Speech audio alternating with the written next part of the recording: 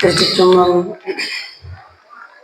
கைத்தல நீரை கனி அப்போடவள் பொறி கப்பியகரி முகன் அழுவே கற்றிடும் அடியவர் புத்தியில் உழைவாவர் கப்பகமன வினை கடிதேகும் தமும் மதியமும் வைத்திடும் மரன் மகன் மற்பொரு வீரல் போய மதையானை மத்தள வயிறனை உத்தமி புதல்வனை மட்டவில் வளகொடு பணிவேனே தமிழடைவினும் பொற்படுகிறதென்று பொற்பட எழுதியோனே முப்புறம் எரிசதாச்சுவனுரை ரதம் அஞ்சது பொடி செய்த அது நீரா அத்து கொடு சுப்பிரமணிப்படும் அப்புணம் அதனிடையமாகி அக்குற மகளுடன் அச்சிறுமுருகனை அக்கணமன வருள் பெருமா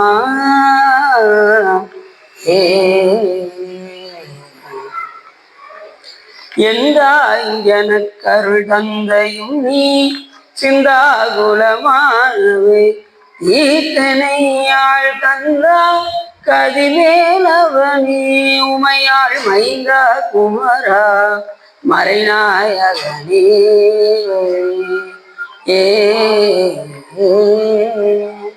புலியர்கோன் வெப்பொழித்த புகழியர்கோன் கடல் போற்றி ஆலிசை கல்விதப்பில் அடைந்த வீரான் அடி போற்றி வாலி திருநாவலூர் வந்தொண்டர் பதம் போற்றி ஊழிவழி திருவாதூரர் திருத்தால் போற்றி. எல்லாம் அல்ல சிவகாமி அம்பாளுடன் ஆகிய ஸ்ரீ சிதம்பரேஸ்வர பெருமானை பெரும் கருணையினாலே ஆவணி மூல திருநாளை முன்னிட்டு இன்று 2வது நாளாகிய இன்று திருஞான சம்பந்த பெருமானுடைய அமுத வாக்கு என்கின்ற தலைப்பிலே பேசுவதற்கு திருவள்ளும் குருவர்களும் அடியாராலும் கூட்டியுள்ளது.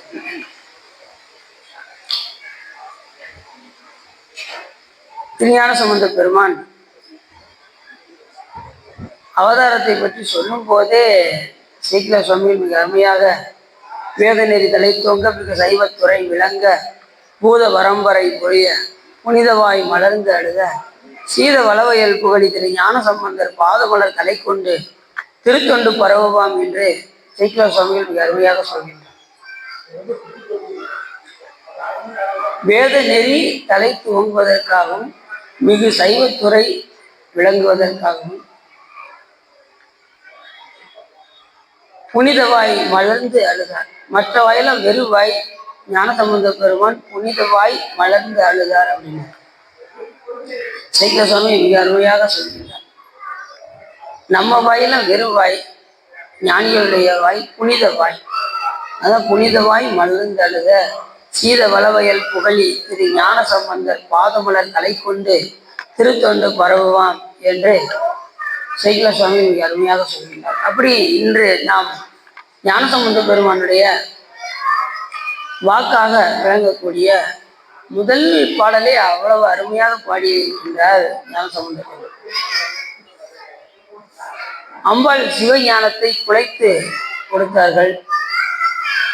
3 ஆண்டு நிரம்பிய நேரத்தில் 3 வயதில் ஞானசம்பந்த பெருமானுக்கு ஞானப்பாலை அருந்தியதும் பாடிய பாடல் தோடுடைய செவியன் விடையேறி ஓர் தூவன் மதிசூடி காடுடைய சுடலை பொடி பூசியன் உள்ளம் கவர் கல்வன் ஏடுடைய மலரான் முனையால் பணிந்து ஏற்ற அருள் செய்த பீடு உடைய பிரமாபுரம் ஏவிய பெருமான் இவரென்றே என்று அருமையாக பாடுகின்றார். நான் சொல்லுங்க, இந்த பாட்டுல அவ்வளவு விஷயங்கள்.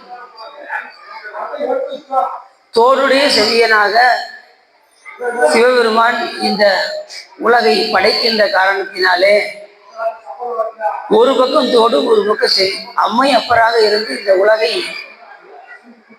படைத்து தருகின்றார். ஆகையினாலே தோடுடைய செவியன் என்றார். விடையேறி என்று சொல்லும் போது தோடுடைய செவியனாக இருந்து விடையில் அமர்ந்து இந்த உலகத்தை படைத்தல் தொழில் செய்வதாகவும் சந்திரனை காத்த காரணத்தினால் ஒரு தூவன் மதிசூடி என்று சொல்லும் போது சந்திரனை காத்த அந்த சிறப்பை காத்தல் தொழிலாகவும் சுடலை பொடி பூசி என்று சொல்லும்போது சுடுகாட்டில் நடனமாடக்கூடிய பெருமான் அங்கே அழித்தல் தொழில் செய்யக்கூடியவராகவும், அழித்தல் கூட நம்ம சொல்லக்கூடாது, ஒடுக்குதல் என்றுதான் நம்ம சொல்ல வேண்டும். ஏனென்றால் இந்த உயிர் வந்து அழியாது. இறைவன் உலகைத்தான் படைக்கின்றாரே தவிர உயிரை இறைவன் படைக்கிறது. இறைவன் உயிரை படைச்சிருந்தா எல்லா உயிரும் இன்னைக்கு எப்படி இருக்கும்? ரொம்ப சந்தோஷமா இருக்கும். எந்த உயிரும் துன்பப்பட வேண்டிய அவசியம் இல்லை. ஆனா நம்ம இன்பம் துன்பம் பட்டுக்கிட்டே இருக்குமே, இறக்குற வரைக்கும் இன்பம் துன்பம் மாறி மாறி வந்துகிட்டே தான் இருக்கு. இது ஒரு நாள் 2 நாள் முடிஞ்சு போகக்கூடிய காரியம் கிடையாது. இப்பதான் கடன் அடைச்சாச்சுங்க, நான் இப்பதான் ரொம்ப சந்தோஷமா இருக்கேன் அப்படிம்பாங்க. அடுத்த நிமிஷமே புதுசா ஒரு வேணா தோண்டி வரும். புதுசா ஒரு வேணா தோண்டி நம்மளை வந்து வருத்தப்பட்டுக்கிட்டு இருக்கும் போதே திடீர்னு புதுசா ஒரு இன்பம். இப்படி இன்பம் துன்பம் மாறி மாறி மாறி மாறி வந்து கொண்டே தான் இருக்கும். எது வரைக்கும் அப்படின்னா இறக்கும் வரை வந்து கொண்டே தான் இருக்கும்.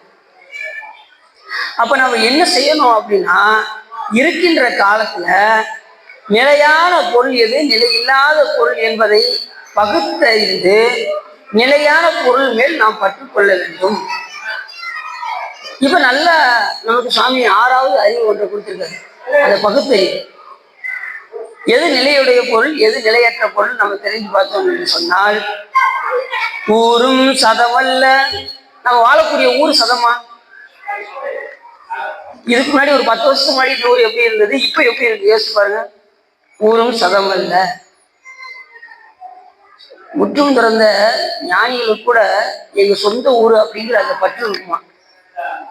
ஞானிகளுக்கே. நம்மளாம் ஏமாத்த யோசிச்சு பாருங்க. ஊரும் சதமல்ல, உற்றார் சதமல்ல. சொந்த பந்தம்னா சதமா? அவங்க நிலையானவர்களா? கிடையாது. உங்ககிட்ட தொட்டு இருந்தா வருவாங்க, இல்லைன்னா பக்கத்துல வரமாட்டாங்க. இவன்ட்ட எவ்வளவு இருக்கும், ஒரு 1 கோடி தேருமா அப்படின்ட்டு தான் என்ன செய்வாங்க, வந்து பழகும். இல்லைன்னா யாரும் பழக மாட்டாங்க. துட்டு இல்லைன்னு தெரிஞ்சிச்சுன்னா நம்ம பக்கமே வரமாட்டாங்க. அந்த அளவுக்கு ஊரும் சதமல்ல, உற்றார் சதமல்ல, உற்று பெற்ற பேரும் சதமல்ல.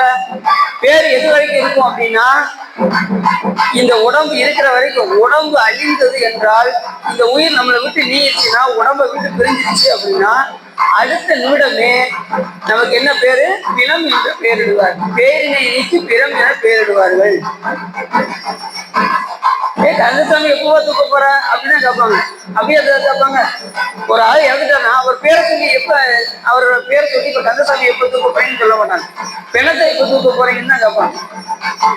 அப்ப உடம்புல இருந்து உயிர் பிரிந்த அடுத்த நிமிடமே என்ன மாதிரியும் பிணம் என பேருவாங்க. பேர் நீக்கும். அதனால சொன்னாரு பேரும் சதமல்ல அப்படின்னாரு.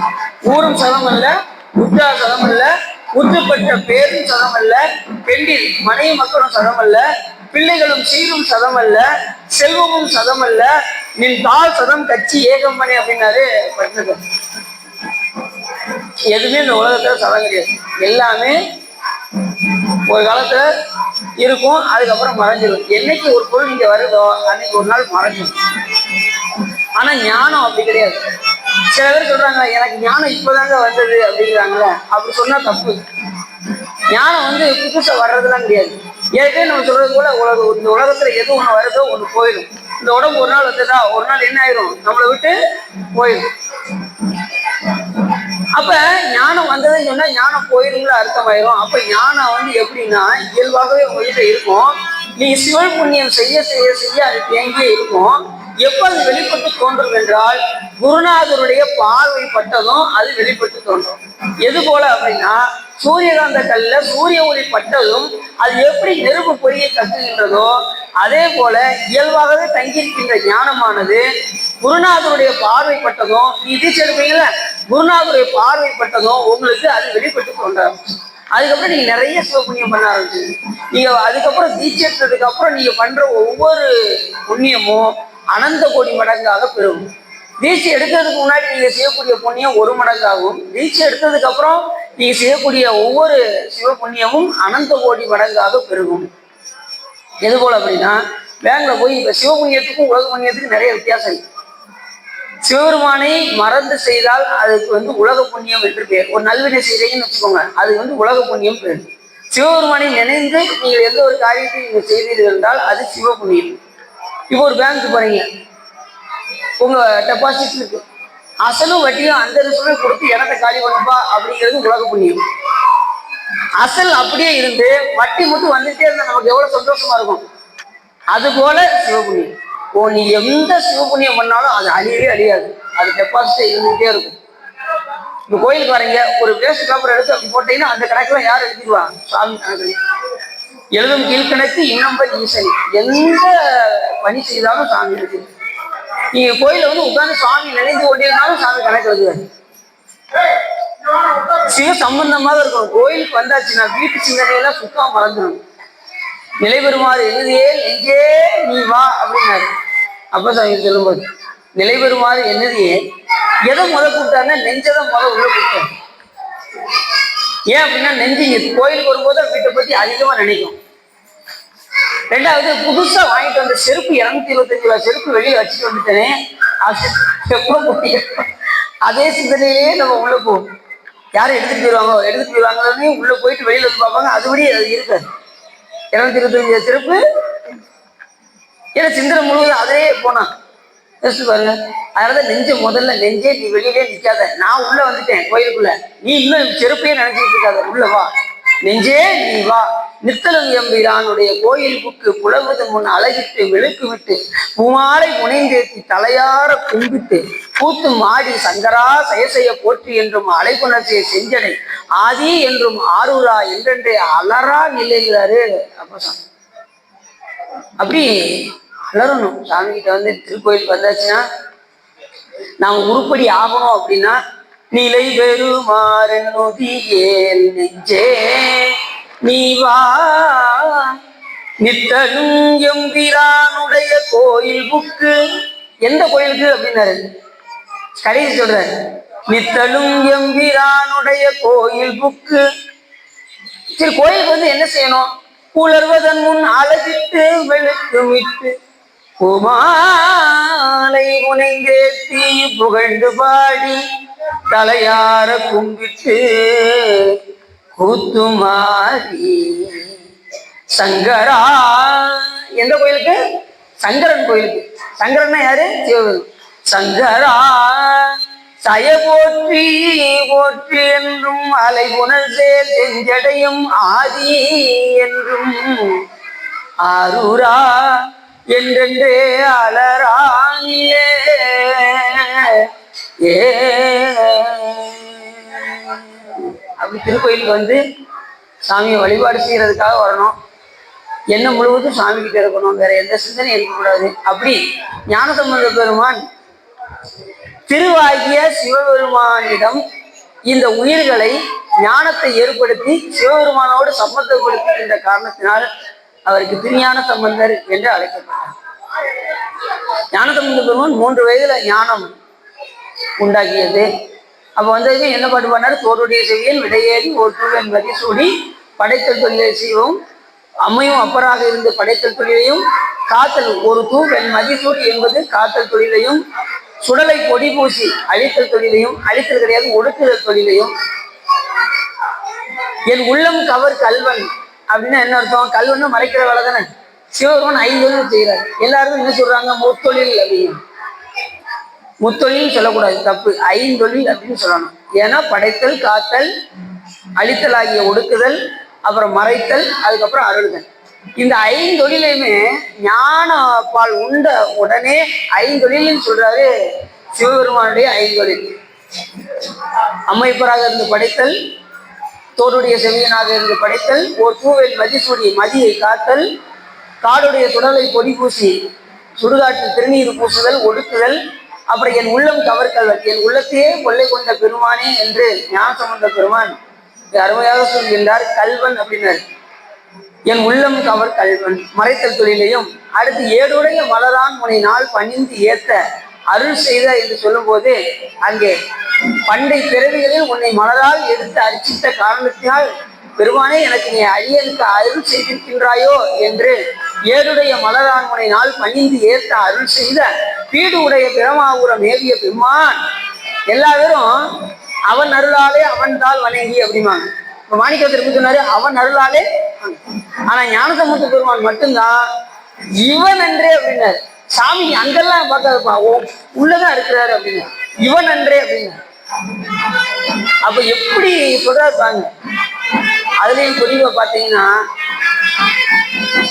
யாரு நிறைய நகை அணிகிறாங்களோ அவங்க பக்கத்துல சிவபெருமான் இருக்க மாட்டாங்க, கொஞ்சம் தள்ளியே இருப்பாங்க. யார் ருத்ராட்சம் நிறைய போடுறாங்களோ அவங்க பக்கத்துல சிவபெருமான் இருப்பாங்க. அப்படின்னு யாரு சொல்றோம்? மாணிக்கவாசகர் சொல்றாரு. மணி அத்து அணியும் அரண் நஞ்சு மஞ்சி மருகு விண்ணோர் பணிய கருணை தரும் பரன்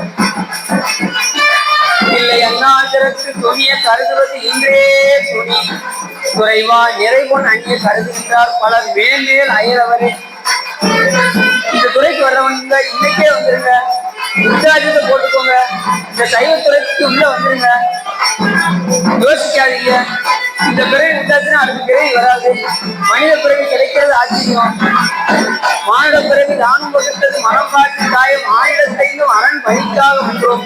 மானிடத்தவர் மண்வேல் வந்து அரண்தனை அச்சிப்பது ஊனிடத்து உடலும் ஊமரை இது ஒன்றும் புணரா வந்தோம் அப்படின்னு சொல்வதற்கு இணங்க இந்த பிறவி விட்டாதீங்க. அப்படிப்பட்ட பிறவி இந்த பிறவி மனித பிறவி. அதனால என்ன சொல்றாரு அப்படின்னா, இந்த 5 தொழிலையுமே இந்த பாட்டை சொல்றாரு. இந்த மணியக்கு அணியும் வரன் அஞ்சு மஞ்சி மறுக்கி இன்னொருக்கு பணியை கருணை தரும் வரன் இல்லை அண்ணால் திறத்து துணியை கருதுவது இன்றே துணி துறைவா நிறைவன் அணிய கருதுகின்றார் பலர் மேல் மேல் அயலவர். நிறைய பேர் என்ன நினைக்கிறாங்க? பொண்ணு அணிய வேண்டும் என்று நினைக்கிறாங்க. இப்ப திருமணத்துக்கு எல்லாம் போயிட்டான்னு வச்சுக்கோங்க, ஒவ்வொருத்தவங்க பார்ப்பாங்க, போன வருஷம் 2 பவுன் போட்டிருந்தாங்க, இந்த வருஷம் எப்படிதான் சம்பாதிச்சாங்களோ 5 பவுனை போட்டிருக்காளே அப்படின்னு என்ன செய்வாங்க? பொறாம ஏற்பாடு. அப்படி நிறைய பொண்ணு அணிய வேண்டும் என்று விரும்பினால் சிவபெருமான் எப்படி போறான்? அயலவராக இருப்பான். நிறைபொன் அணிய கருதுகின்றார் பலர் மேல் மேல் அயலவர். பல பேர் அதைத்தான் நினைக்கிறாங்க. சில பேர் தான் என்ன செய்யறாங்க? சிவபெருமானை வழிபாடு செய்து இந்த பிறவிலிருந்து நாம் தப்ப வேண்டும் என்று. அதுல ஞானசம்பந்தரும் அழகா சொல்றாரு. புலனை இந்து பொறி கலங்கி நெறி மயங்கி அறிவழிந்து தைமேல் உந்தி அழமந்த போதாக அஞ்சே என்றருள் செய்வான் அமரும் கோயில் வளம் வந்த மடவார்கள் நடமாட முளவதிர மலை என்றஞ்சி சில மந்தி அளமந்து மரம் ஏறி முகில் பார்க்கும் திருவையாரே. இந்த குரங்குகள்லாம் என்ன செய்யுமா, அங்க திருவையாறுல நடனம் ஆடுகின்ற அந்த பெண்கள் வந்து நடனம் ஆடுறத பார்த்து இடிதான் முழங்குகின்றதோ என்று இந்த குரங்குகள்லாம் போய் மழை வரப்போகுது போல்க இடி இடிக்குது அப்படின்னு சில மந்திகளாகிய சில குரங்குகள் மட்டும் போய் மரம் ஏறி உட்காந்து அப்படி முகில பார்த்ததான். சில பேருக்கு தான் அந்த யோசனை கிடைச்சதான், பல பேருக்கு கிடைக்கலையாம். அதே போல சில பேருக்கு தான் சிவபெருமான் இந்த பிறவியில வழிபாடு செய்யணும், இந்த பிறவியை விட்டாச்சுன்னா வேற பிறவி வராது, மனித பிறவியில தான் சிவபெருமானை நன்றாக கை கூப்பி தொழ முடியும், இப்ப பாம்பா பள்ளியா பிறந்தா சிவபெருமானை கையெடுத்து தொழ முடியாது. அப்படிப்பட்ட உயர்ந்த பிறவி இந்த மனித பிறவி. இந்த மனித பிறவியை மதித்து காலம் உண்டாகவே காதல் செய்து உய்மின் கருதறிய ஞானம் உண்டானோடு வானவரும் நான்முகனும் நன்னறிய ஆழம் உண்டா நீங்கள் பாண்டிப்பிரான் தன் அடியவருக்கு மூலபண்டாரம் வழங்குகின்றான் வந்து முந்துவேன்னு சொல்லி எப்படியாவது இந்த பிறவில சிவபெருமானை வழிபாடு செய்து உய்ய வேண்டும் என்கின்ற அந்த சிந்தனை சில பேருக்கு மட்டும்தான் இருக்குமா, பல பேருக்கு இருக்கான். அது எப்படி சொல்றாரு பாருங்க. சில பேருக்கு தானே இப்ப கோயிலுக்கு சிவன் கோயிலுக்கு எவ்வளவு வராங்க? கொஞ்சம் பேர் தான் வராங்க. என்ன காரணம்? அந்த ஞானம் உடையவர்கள் தான் இங்க வர முடியும், எல்லாராலையும் வர முடியாது. 2வது சிவபெருமான் விருப்பப்படணும். நிறைய பேர் சொல்றாங்க நான் கோயிலுக்கு போறேன். நாம நினைச்சாலும் கோயிலுக்கு போக முடியாது. யாரு விருப்பப்படணும்? சாமி விருப்பப்படணும். சிவபெருமான் விருப்பப்பட்டதான் நம்ம இங்க உள்ள வர முடியும். இல்ல நோ என்ட்ரி, இந்த பக்கமே வர முடியும். நாம அவர் உள்ள நினைப்பாரு, சார் இந்த உயிர் வரட்டும், தன்னை விரும்பட்டும், அப்படி இதை தன்னை வழிபாடு செய்யட்டும் அப்படின்னு அவர் தான் விருப்பப்படும். இப்ப நாம கோயிலுக்கு வந்திருக்கோம்னா சிவபெருமானுக்கு நம்மள ரொம்ப பிடிச்சிருக்குன்னு அர்த்தம். புரியுது அவங்களுக்கு? சாமிக்கு நம்மளை பிடிக்கிறதுனாலதான் நம்மளை இங்க வரவழைத்து நமக்கு காட்சி தருகின்றார். அப்படிப்பட்ட கருணாமூர்த்தி சிவபெருமான். அற்புதத்தையும் எதிரில் மற்றுண்டோ அன்போடு தன்னை ஐந்தத்தின் பொற்பதத்தில் வைத்து உள்ளம் அல்லூரும் தொண்டருக்கு எந்திசை கனகம் பற்பத குவையும் பைம்பொன் மாளிகையும் பவளவாயவர் பனைமுலையும் கற்பக பொழிலும் முழுதுமாம் கங்கை கொண்ட சோலைச்சரத்தானே என்று சொல்வதற்கிறாங்க. தன்னை விரும்புகின்ற அடியார்களுக்கு எல்லாமே சிவபெருமான் தந்தது. பற்பத குவையும் பைம்பொன் மாளிகையும் பவளவாயவர் பனைமுலையும் கற்பக பொழிலும் முழுதுமாம் கங்கை கொண்ட சோலைச்சரத்தான். அப்படி இந்த பாட்டுல அவ்வளவு அருமையா பெருமான் வேற எங்கேயும் இல்லை, இங்கதான் இருக்கான், இவன் அன்றே அப்படின்னு இந்த முதல் பாட்டிலேயே ஞானசம்பந்த பெருமான் தோளுடைய செவியன் விடையேறி ஓர் தூவேன் மதிசூடி காடுடைய சுடலை கொடி பூசி என் உள்ளம் கவர் கல்வன் ஏடுடைய மலராங்கனை நாள் பணிந்து ஏத்த அருள் செய்த வீடு உடைய பிரமாபுரம் ஏவிய பெருமான் இவர் அன்றே என்று முதல் பாடலே ஞானத்தை அருந்தியதுவே பாடிய பாடல். அவ்வளவு அற்புதமான பாடல். அதுலேயும் குறிப்பா பாத்தீங்கன்னா இந்த பாட்டுல இன்னொரு சிறப்பு என்னன்னா எல்லாமே வெண்மையிலேயே பாடியிருக்கோம். தோடு என்னது? வெள்ளை. விடை எப்படி இருக்கும்? சிவபெருமான் அமர்ந்திருக்கின்ற விடை வெள்ளை. பிறை என்ன கலர்ல இருக்கும்? வெள்ளை. என் மனம் வெள்ளங்க அப்படிங்கிறாங்க, உள்ளம் வெள்ளங்கிறாங்கல்ல, என் உள்ளம் கவர் கல்வன் போது உள்ளம் வெள்ளை. அப்புறம் ஏடுடைய மலரான் முனை நாள் பணிந்து ஏற்ற அரிசியை சொல்லும் போது சீர்காழியில பிரம்மபுரம் பிரம்மா வழிபாடு செஞ்சதுனால அவர் என்ன மலர்ல இருப்பாரு? வெண்மலர்ல இருப்பாரு. அதனால இந்த ஏடுடைய மலர் என்னவென்று கேட்டால் வெண் தாமரையை குறிக்கும். ஆகையினாலே இந்த பாடல் முழுவதும் வெண்மையை வைத்தே பாடி இருக்கின்றார் ஞானசம்பந்த பெருமான். அப்படிப்பட்ட அருமையான பாடல் இந்த பாட்டு. இந்த பாட்டு முடிச்சு சீர்காழிக்கு போறது நமது திருக்கோலக்கா என்ற தளத்துக்கு சென்றார். அங்க போனா சாமியை பார்த்ததுமே அவருக்கு பாடல் வர ஆரம்பிச்சார். முதல்ல ஞானப்பால் அறிஞர்களுக்கு இந்த பாடல் பாடினாரு. பக்கத்துல அவங்க அப்பா என்ன பண்ணாங்க, அவரை தோல்ல தூக்கி வச்சு அப்படியே கொண்டு போனாங்க. முதல் யாத்திரையாக அவர் சென்ற திருத்தலம் திருக்கோலக்கா. அந்த பெருமானை பார்த்ததுமே மடையில் வாழை பாய மாதரால் உடையும் பொய்கை கோலக்காவுளான் சடையும் வீரையும் சாம்பல் பூச்சும் கீழுடையும் கொண்ட உருவம் என்கொலோ. சாமி பார்க்கிறாரு ஞானசம்பந்த பெருமான். அங்க ஊரை அப்படி சுத்தி பார்த்தாரு. அங்க மலையில வாழை மீன்கள்லாம் துள்ளி துள்ளி பாய்கின்றது. அந்த நாட்டினுடைய வளமையை சொல்லிட்டு மடையில் வாழை பாய மாதரால் அந்த பெண்கள் எல்லாம் அங்க நீராடி கொண்டிருக்கின்றார்கள். அங்க வளங்கள் எல்லாம் செழிப்பாக இருக்கின்றது. அப்படிப்பட்ட இடத்துல சிவபெருமான் அப்படி ஏகாந்தம் அங்க சிவலிங்க மூர்த்தம் கொண்டு அங்கே விளங்கி தோன்றுகின்றார். எப்படி இருக்காருன்னாரு, சடையும் பீரையும் சடை வச்சிருக்காரு. நல்லா தெரியுங்க. மற்ற தெய்வங்களுக்கெல்லாம் கிரீடம் வைப்பாங்க பார்த்துருக்கீங்களா? சிவபெருமான் கிரீடம் வச்சிருக்காங்க, கிரீடம் வைக்க மாட்டாங்க. அவர் ஜடாமுடி. ஒரு ஆளுக்கு கிரீடம் சூட்டியாச்சு அப்படின்னா ஒரு நாள் அது கலட்டப்படும் அர்த்தம். சூட்டியாச்சுன்னா ஒரு நாள் சிவபெருமானுக்கு சூட்டவே வேண்டியது. அது பெர்மனண்டான ஜடாமுடி, அதை கலட்டவே முடியாது. நிரந்தர கடவுள் சிவபெருமான் என்பதை நாம மறந்துடும். சடையும் பீரையும் சாம்பல் பூச்சும். சாமி திருநீர் பூசி உட்கார்ந்தா எப்படி இருக்கும் யோசிச்சு பாருங்க.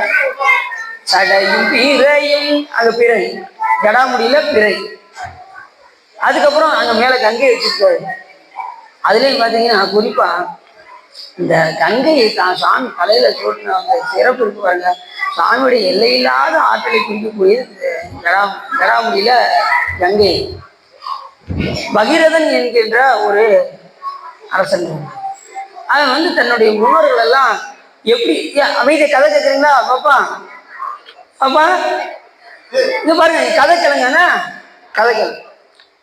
பகீரதன் என்கின்ற அரசன் தன்னுடைய குலகுருவாக விளங்கக்கூடிய வசிஷ்ட மாமுனிவரிடம் போய் சென்று என்னுடைய முன்னோர்கள் எல்லாம் எப்படி இருக்கின்றார்கள் கொஞ்சம் சொல்லுங்க அப்படின்னு சொன்னார். அப்ப இவர் அப்படி ஞான நிஷ்டையில பார்த்தாரு வசிஷ்ட மாமுனிவர். இப்பா உன்னுடைய பாட்டனார்கள் 60,000 பேரும் நரகத்துல இருக்காங்கப்பா அப்படின்னு. இப்ப நம்ம முன்னோர்கள் நல்ல சொர்க்கத்துல இருக்காங்கன்னு சொன்னா ஓரளவுக்கு சந்தோஷமா இருக்கும். நரகத்துல இருக்காங்கன்னு சொன்னா எவ்வளவு வருத்தமா இருக்கும். உடனே அதை பார்த்து அதுக்கு என்ன ஏதாவது வழி இருக்கா, எப்படி இந்த நிலையெல்லாம் ஆச்சு, எப்படி இங்க பாட்டனார் 60,000 பேரும் போய் நரகத்தில் இருந்தார்கள், அந்த கதையை எனக்கு கொஞ்சம் சொல்லுங்க அப்படின்னு சொல்லி வசிஷ்ட மாமுனியிடம் பகீரத அரசன் கேட்க வசிஷ்ட மாமுனிவர் சொல்ல ஆரம்பிச்சார். இப்போ உங்க பாட்டனாருடைய அப்பாவாக விளங்கக்கூடிய திலீப சக்கரவர்த்தி என்ற ஒரு அரசன் இருந்தா அவனுக்கு தான் 60,000 பிள்ளைகள், அவங்கதான் அவங்க பாட்டனார்கள். அது ஒரு பெரிய யாகம் ஒன்று செய்தான். அந்த யாகத்துக்கு பேரு அஸ்வமேத யாகம் என்று பெயர். பாப்பா அமைதி என்ன அமைதிக்காக என்ன காரணம்? திலீப சக்கரவர்த்தி பெரிய ஒரு யாகம் செய்தான். அந்த யாகத்துக்கு பேரு அஸ்வமேத யாகம் என்று பெயர். அந்த அஸ்வமேத யாகம் 100வது யாகம். 100வது யாகம் யார் பண்றாங்களோ அவங்க இந்திரனாக போய் பிறப்பார்கள். 100 அஸ்வமேத யாகம் செய்தாலே போதும், எதா பிறந்தெல்லாம் இந்திரனாக போய் பிறக்கலாம். இந்த 100வது யாகத்தை செய்யும் போது இந்திரன் அதை ஒளிந்திருந்து பார்த்தான். ஆகா, இந்த 100வது யாகம் முடிஞ்சிருச்சுன்னா நம்ம பதவி பறி போகி விடுமே என்று தெரிந்து உடனே என்ன பண்ணா, அந்த யாகத்தை கலைக்க வேண்டுமே என்று அந்த யாகத்துல போடக்கூடிய குதிரையை கொண்டு போய் அதல விதல சுதல தராதல ரசாதல மகாதல பாதாள உலகம் கீழே இருக்கு. அந்த உலகத்துல கபிலமாவுடைய தவம் செய்து கொண்டிருந்தான். அவருக்கு முன்னாடி போய் இந்த குதிரை கட்டி வச்சுட்டு வந்துட்டான். யாரு? இந்திரன். ஒளிஞ்சிருந்து பார்த்தாங்களா இந்திரன், அதை கொண்டு போய் அந்த கபிலமாவுடைய தவம் செய்யறதுக்கு முன்னாடி போய் கட்டி வச்சுட்டு வந்தான். இப்ப வேலையில விடக்கூடிய அந்த குதிரையை காணும் சொல்லி திருவச்சக்கரவர்த்தி அப்படி தேடி பார்த்தாரு. உடனே தன்னுடைய பிள்ளைகளை 60,000 பேரையும் போய் எல்லா உலகத்திலையும் போய் தேடிட்டு வாங்க அப்படின்னு சொல்லவும் அத்தனை பேரும் ஒவ்வொரு உலகத்துக்காக போய் சென்று பார்த்தார்கள். எங்கேயுமே அந்த குதிரை இல்லை. அவங்க தேடாத ஒரே இடம் பாதாள உலகம் தான். மற்ற எல்லா உலகத்துக்கும் தேடி கொடுத்தாங்க. அங்கேயும் போய் பார்த்துட்டு வாங்கன்னு சொல்லும் போது அப்படியே கொஞ்சம் கொஞ்சமா கீழே போனாங்க. அதல விதல சுதல தராதல மகாதல ரசாதல பாதாள உலகத்துக்கு போனாங்க. அங்க பார்த்தா கபிலமாமுனிவருக்கு முன்னாடி இவங்க விடக்கூடிய அந்த குதிரை முன்னாடி இருக்கு. உடனே இந்த 60,000 பேர் என்ன பண்ணாங்க, ஆகா இந்த முனிவர்ல கொண்டு வந்து வச்சுக்காரு அப்படின்னு சொல்லி அத்தனை பேரும் அம்பை எய்தார்கள். யார் மேல? அந்த கபிலமாமுனிவர் மேல எய்த பார்த்தாங்க. அப்படியே ரெடியா அம்பை வச்சுக்கிட்டு இருக்காங்க. அந்த நேரத்துல தவம் செய்து கொண்டிருந்த கபிலமா மகரிஷி அப்படி கண்ணை அப்படி நெற்றி கண்ணை திறந்தாரு. 60,000 பேரும் கஷ்டமாயிட்டாங்க. 60,000 பேரும் எங்க போயிட்டாங்க? கஷ்டமாயி அத்தனை பேர் நரகத்துக்கு போயிட்டாங்க. ஏன்னா ஒரு அடியாருக்கு என்ன செய்யக்கூடாது? தீங்கு செய்யக்கூடாது. அப்படி செய்தால் கண்டிப்பா என்ன உண்டு? நரகம் கண்டிப்பா. எந்த அடியாரையும் மனம் நோகும்படி பேசக்கூடாது. எல்லா அடியாரிடத்திலும் எல்லா உயிரிடத்திலுமே நாம என்ன செய்யணும்? நட்பு கொள்ள வேண்டும். எந்த உயிரிடத்திலும் நாம பகைமை கொள்ளக்கூடாது. பகைமை பாராத நட்பு தான் கொள்ள வேண்டும் என்று நமது ஞானிகள் எல்லாம் கூறியிருக்கின்றார்கள். ஏமா அப்படி போய்கிட்டு இருந்தான். அரணைநாதை பார்த்து எம்மடேன்னு கூப்பிட்டாரான். அரணைநாதை என்ன, என்னை பார்த்தாலே எல்லாம் பயப்படுவாங்க, நீ எப்படி அரணைக்கு என்ன இவ்வளவு தைரியமா கூப்பிடுற அப்படின்னா, அந்தகா அப்படின்னா என்கிட்ட என்ன இருக்கு தெரியுமா அப்படின்னாரா. இவன் ஏன்ட்ட என்ன இருக்கு தெரியுமான்னு அரணைநாதை கேட்டாரான். என்கிட்ட வாழ் இருக்குனாரான். ஏன்ட்டையும் வாழ் இருக்குனாரான். என்கிட்ட சுடர் வாழ் இருக்குன்னு அரணைநாதை சொன்னாரான். சுடர் வாழா? என்கிட்ட வாழ் தான் இருக்கு, அது என்ன சுடர் வாழ்? அது வெறும் சுடர்வாள்லப்பா, இது ஞான சுடர்வாள் அப்படின்னா. என்ன ஞான சுடர்வாள்னு எவன் கேட்டாரான். இது அவிரோத ஞான சுடர்வாள் கண்டாயடா அந்தகா அப்படின்னு கந்தர் அலங்காரத்துல சொல்றாரு. அது என்ன சொல்ற வர்றாருன்னா, எவனே எந்த உயிரினத்தும் எனக்கு பகைமை பாராத, விரோதம்னா பகைமை, அவிரோதம் அப்படின்னா பகைமை பாராத நட்பு, எல்லா உயிரினத்திலும் எனக்கு பகைமை பாராத நட்பு இருக்கின்ற காரணத்தினால் நீ என் பக்கத்துல வர முடியாது அப்படின்னு யார் சொல்றா? அரணைநாதர் சொல்றாரு. ஞான சுடர்வாய் கண்டாயடா அந்தகா சற்று முன் வந்து பார் அப்படின்பார் இந்த பாட்டு. அந்த அளவுக்கு அருமையான பாட்டு அந்த பாட்டு. அப்ப எந்த வீட்டுக்கும் நாம் என்ன செய்யக்கூடாது? பகைமை கொள்ளக்கூடாது. அந்த அளவுக்கு நம்ம எல்லா இடத்திலும் நாம நேசமாக இருக்க வேண்டும்.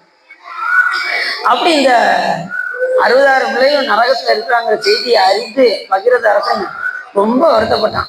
இப்ப இதுக்கு நான் என்ன செய்யணும் அப்படின்னதும், நீ ஆகாய கங்கையை கொண்டு வந்து அந்த 60,000 பேர் பாய்ச்ச வேண்டும் அப்படின்னாரு. நீ கங்கையை நோக்கி தவம் செய்வாயாக அப்படின்னு சொன்னது. ஒரு 10,000 ஆண்டு தவம் செய்தான் பகிரத அரசன். 10,000 ஆண்டு தவம் செஞ்சதும் உடனே கங்கை வந்து, மகனே உனக்கு என்ன வேண்டும் என்று கேள் அப்படின்னதும், நீங்க அத்தனை பேரும் எங்க பாட்னார் 60,000 மேல வந்து பாயிரும் அப்படின்னு சொல்லி சொன்னதும் உடனே கங்கை சொன்னாங்க, நான் வர்றதை பத்தி பிரச்சனை கிடையாது, நான் வர்ற வேகத்தை இந்த பூமி தாங்காது, என்னை தாங்கக்கூடிய ஒரே ஆள் சிவபெருமான் மட்டும்தான் அப்படின்னு. கங்கைய அதோடைய வேகத்தை யார் தாங்க முடியும்? சிவபெருமான் ஒருத்தர் நான் வந்து வேற யாராலையும் தாங்க முடியாதுன்னு சொல்லணும். நீ சிவபெருமானை நோக்கி தவம் செய் அப்படின்னு கங்கை மறைந்தது. உடனே அதுக்கப்புறம் ஒரு 10,000 ஆண்டு தவம் செய்தான் யாரு? பகீரத அரசன். அதுக்கப்புறம் ஒரு 10,000 ஆண்டு தவம் செய்தான். அப்படி தவம் செஞ்சது உடனே சிவபெருமான், மகனே உனக்கு என்ன வேண்டும் கேள்பா அப்படின்னு சொல்லி சுவாமி சொல்ல, பெருமானே என்னுடைய பாட்டனார்கள் 60,000 பேர் நரகத்துல இருக்காங்க, அவங்க மேல வந்து கங்கை வந்து பாய வேண்டும், அதுக்கு நீங்க திருவள்ளுவர் புரிய வேண்டும், அது வர்ற வேகத்தை நீங்க தான் அடக்க வேண்டும் அப்படின்னு கேட்கவும், உடனே நீ தைரியமா வர சொல்லுப்பா, நான் பாத்துக்கிறேன் அப்படின்னு சாமி. உடனே அதுக்கப்புறம் ஒரு 10,000 ஆண்டு தவம் செஞ்சா கங்கை வேகமாக வந்தது.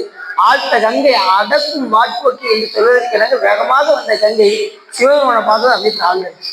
வெள்ளந்தால் விழிச்சடையாய் விடையாய் விண்ணோர் பெருமானை என கேட்டு வேட்டனஞ்சாய் பள்ளம்தான் உருகுணலின் கீழ்மேலாக பதைத்திருக்கும் அவர் நிற்க என ஆண்டாய்க்கு உள்ளம்தான் என்று உச்சியளவும் நெஞ்சாய் உருகாதால் உடம்பெல்லாம் கண்ணாய் அண்ணா கல்லாம் கண் இலை மரமாம் தீவினை நிற்க என்று சொல்வதற்கெனங்க அந்த அளவுக்கு வெள்ளம் போல அப்படி வேகம் வந்தது. சிவபெருமான் பார்த்தோம் தாழ்ந்துருச்சு. தாழ் சடையாய். அதுக்கப்புறம் சடைக்கு மேல சாமி என்ன பண்ணாரு, அது கங்கை தூக்கி தலையில் அதுல ஒரு முடி எடுத்து கீழே விட்டாரு.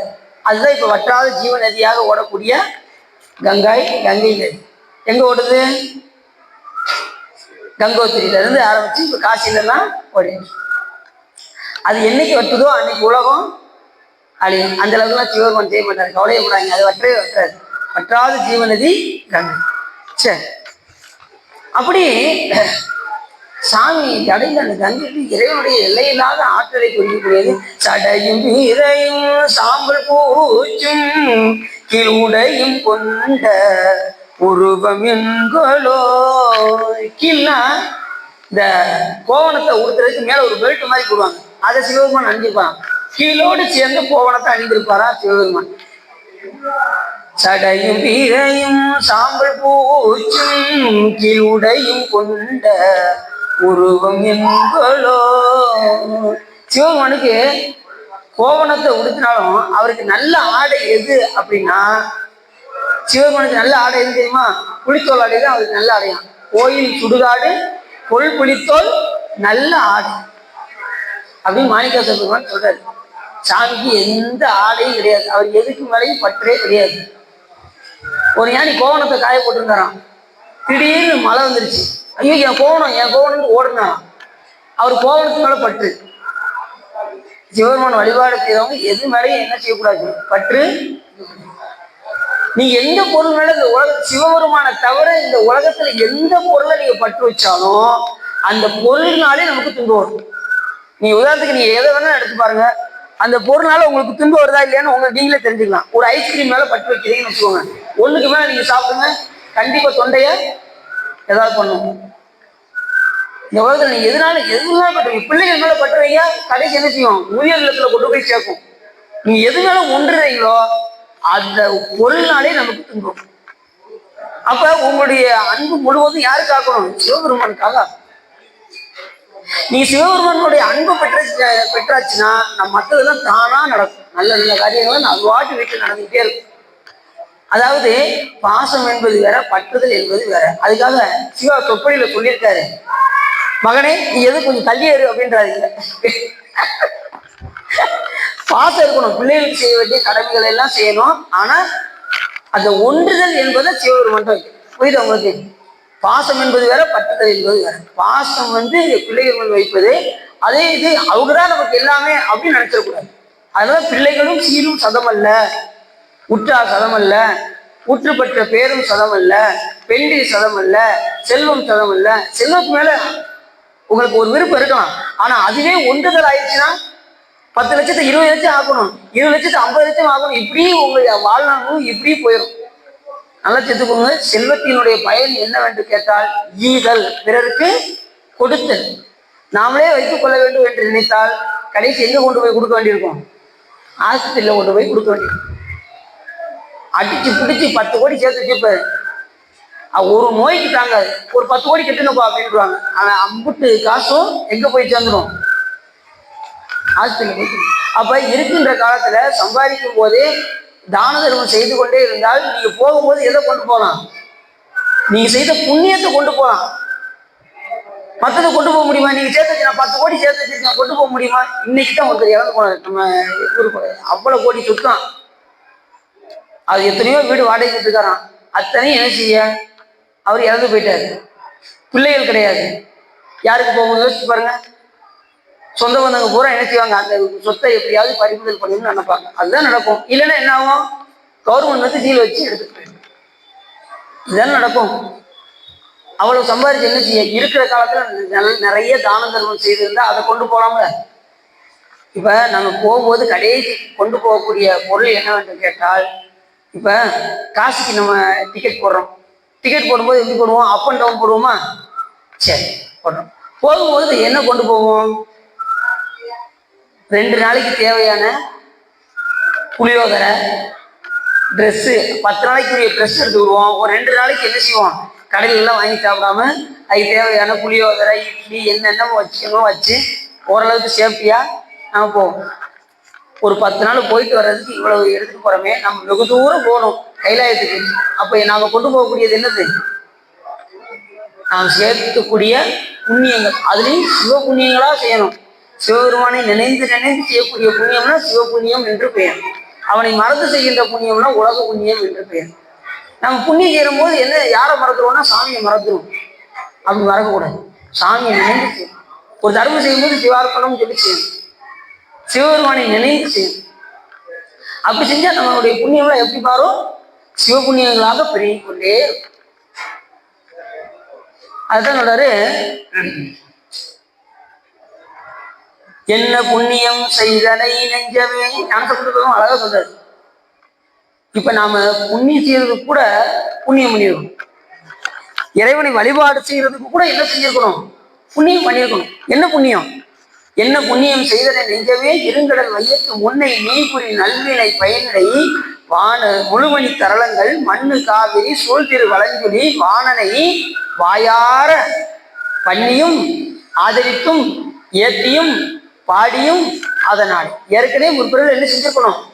அவரை பண்ணி ஆதரித்து ஏற்றி பாடி வச்சிருந்தா இந்த பிறகுல கிடைக்கும், இல்லைன்னா கிடைக்காது. அப்ப நீங்க அடியாரா இருக்கீங்க அப்படின்னா ஏற்கனவே முற்பிறகுல என்ன செஞ்சிருக்கீங்க? ஏற்றி போற்றி வழிபாடு செஞ்ச காரணத்தினால நாம் இப்ப எங்க வந்திருக்கோம்? சாமி வந்து வழிபாடு பண்ணணும். இல்லைன்னா வர முடியாதுன்ட்டு. அது கூட நல்வினை செஞ்சிருக்கணும். முன்னை நீ கூறி நல்வினை பயனிடுகிறார் ஞான சம்பந்தம். அப்ப பயன் நல்வினை இருக்கணும். சிவபுண்ணியங்கள் செஞ்சாதான் நம்ம சுவாமி வழிபாடு பண்ண முடியும். அப்ப இந்த பிறகு கிடைச்சிருக்கு. இதுக்கு முன்னாடி செய்யாதுன்னா கூட இப்பயாவது செய்ய ஆரம்பிக்கலாம்ல. சிவபுண்ணியங்கள் நிறைய பண்ணலாம். காலங்கள் நிறைய இருக்கு.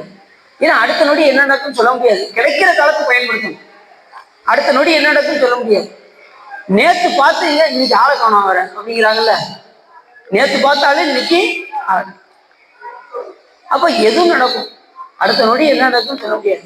அப்ப இருக்கின்ற காலத்துல சிவபெருமான நன்றாக தொழுது வைத்து விட வேண்டும்.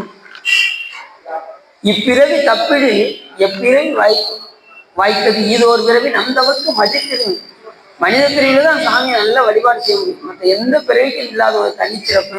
அதனாலதான் மாணிக்காசன் சொன்னாரு, புவனியில் போய் பிறவாமையில் நாள் நாம் போக்குகின்றோம் அவமே இந்த பூமி சிவன் உய்ய கொள்கின்ற வாரி என்று நோக்கி திருப்பெரும் துறை உறைவாய் திருமாலாம் அவன் விருப்பு எய்தவும் மலரவன் ஆசை படரவும் அழுந்தவை கருணையும் நீயும் அவனியில் புகுந்து எம்மை ஆட்கொள்ள வல்லாய் ஆரமுதே பள்ளி எழுந்தருளாயே நரே. மாணிக்கவாசன் இந்த பூமியில போய் பிறந்து சிவபூஜை பண்ணாம நாம இப்படி காலத்தை போய்கிட்டு இருக்கோமே அப்படின்னு பிரம்மா விஷயம் விண்ணுலகத்துல பேசிக்கிறாங்க. அப்படின்னு யார் சொல்றாங்க? மாணிக்கவாசன் சொல்ற. புவனியில் போய் பிறவாமையில் நாள் நாம் போக்குகின்றோம் அவமே. இப்படி காலத்தை வீணா போய்கிட்டு இருக்கோமே. இந்த பூமி எந்த பூமி? இந்த பூமி சிவன் உய்ய கொள்கின்ற வாரி என்று நோக்கி திருப்பெருந்துறை உறைவாய் திருமாலாம் அவன் விருப்பு எய்தவும் மலரவன் ஆசை படரவும் அளந்தவை கருணையும் நீயும். அப்படி அவங்க பிரம்மா விஷ்ணு 2 பேரும் கேட்டதுக்கு சிவபெருமான் கருணையோடு அவங்க 2 பேரையும் பூஜை பண்ண வச்சாராம். மண்ணுலகத்துல வந்து ஒருத்தர் பிரம்மபுரத்திலையும் ஒருத்தர் திருவிழிவிலையும் சிவபூஜையை செய்தார். சாமி எது கேட்டாலும் கொடுப்பாரு. அவர் மாட்டேனே சொல்ல மாட்டார். வேண்டத்தக்கது அறிவோயினி வேண்டும் முழுதும் தருவாய். ஆனா கேட்கும் போது பார்த்து கேட்கணும். உலகத்தை நோக்கி நீங்க கேட்டீங்கன்னா அதுக்கு சிவபெருமான் கேரண்டி கிடையாது. நீங்க கேட்கறது யாரை கேட்கணும்? சிவபெருமானே கேட்கணும். அவருடைய அன்பை நீங்க கேட்கணும். மற்றபடி இந்த உலகத்துல எனக்கு பொண்ணு வேணும், பொருள் வேணும், என் பிள்ளைக்கு காலத்துல கல்யாணம் நடக்கணும், அந்த இதுல நீங்க கேட்க வேண்டாம். உங்களுக்கு என்ன கொடுக்கணும்னு யாருக்கு தெரியும்? சாமி தெரியும். நம்முடைய ஒவ்வொரு எண்ணங்களும் நம்ம கூட இருக்காது. அவர் வெளியிலலாம் இல்லை, நம்ம உயிருக்கு உயிராகவே இருக்காரு. அதனால நமக்கு என்ன கொடுக்க வேண்டும் என்று யாருக்கு தெரியும்? சிவபெருமானுக்கு நல்லாவே தெரியும். அதனால நீங்க கேட்கறது யாரை கேட்கணும்? இப்ப அவ்வளவு தெரிஞ்ச மாணிக்கவாசக பெருமான் அற்பமாக உலகத்தை நோக்கி கேட்டுப்பாரா? வேண்டும் முழுதும் தருவோய் அப்படின்னு உலகத்தை நோக்கி கேட்டுப்பாரா? அவர் ஞானத்தை உடையவர். எப்படி கேட்டாரு? வேண்டத்தக்கது அறிவோ, அறிவுன்னு என்ன அர்த்தம்? ஞானம்னு அர்த்தம். ஞானமே வடிவாகிய பெருமானே, நான் வேண்டத்தக்க பொருள் நீதான் அப்படின்னு. அப்படி வேண்டிட்டா உன்னை நீ முழுசா கொடுத்துருவேன், வேண்ட முழுதும் தருவோம் அப்படின்னு.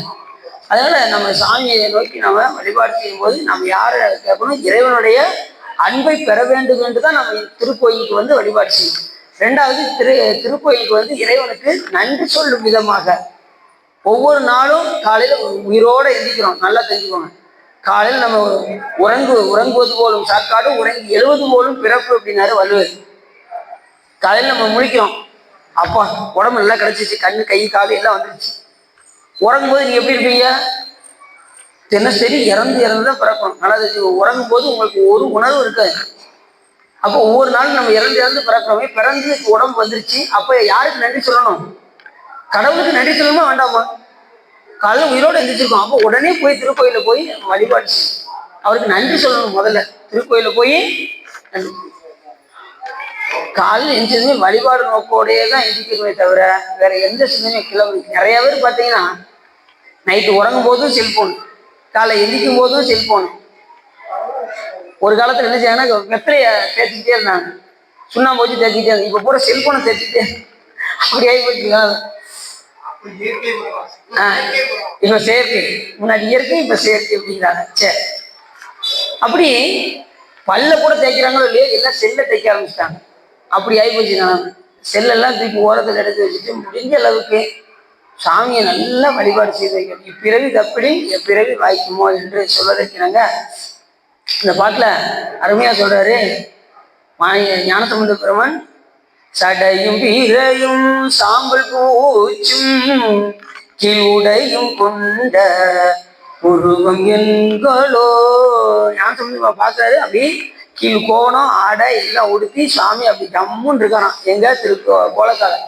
அப்படி பாடினதுமே சிவபெருமான் ரொம்ப மகிழ்ந்து ஞானசம்பந்த பெருமானுக்கு அப்படி இவரு கை பாடும்போது எப்படி பாடினாராம் ஞானசம்பந்த பெருமானு?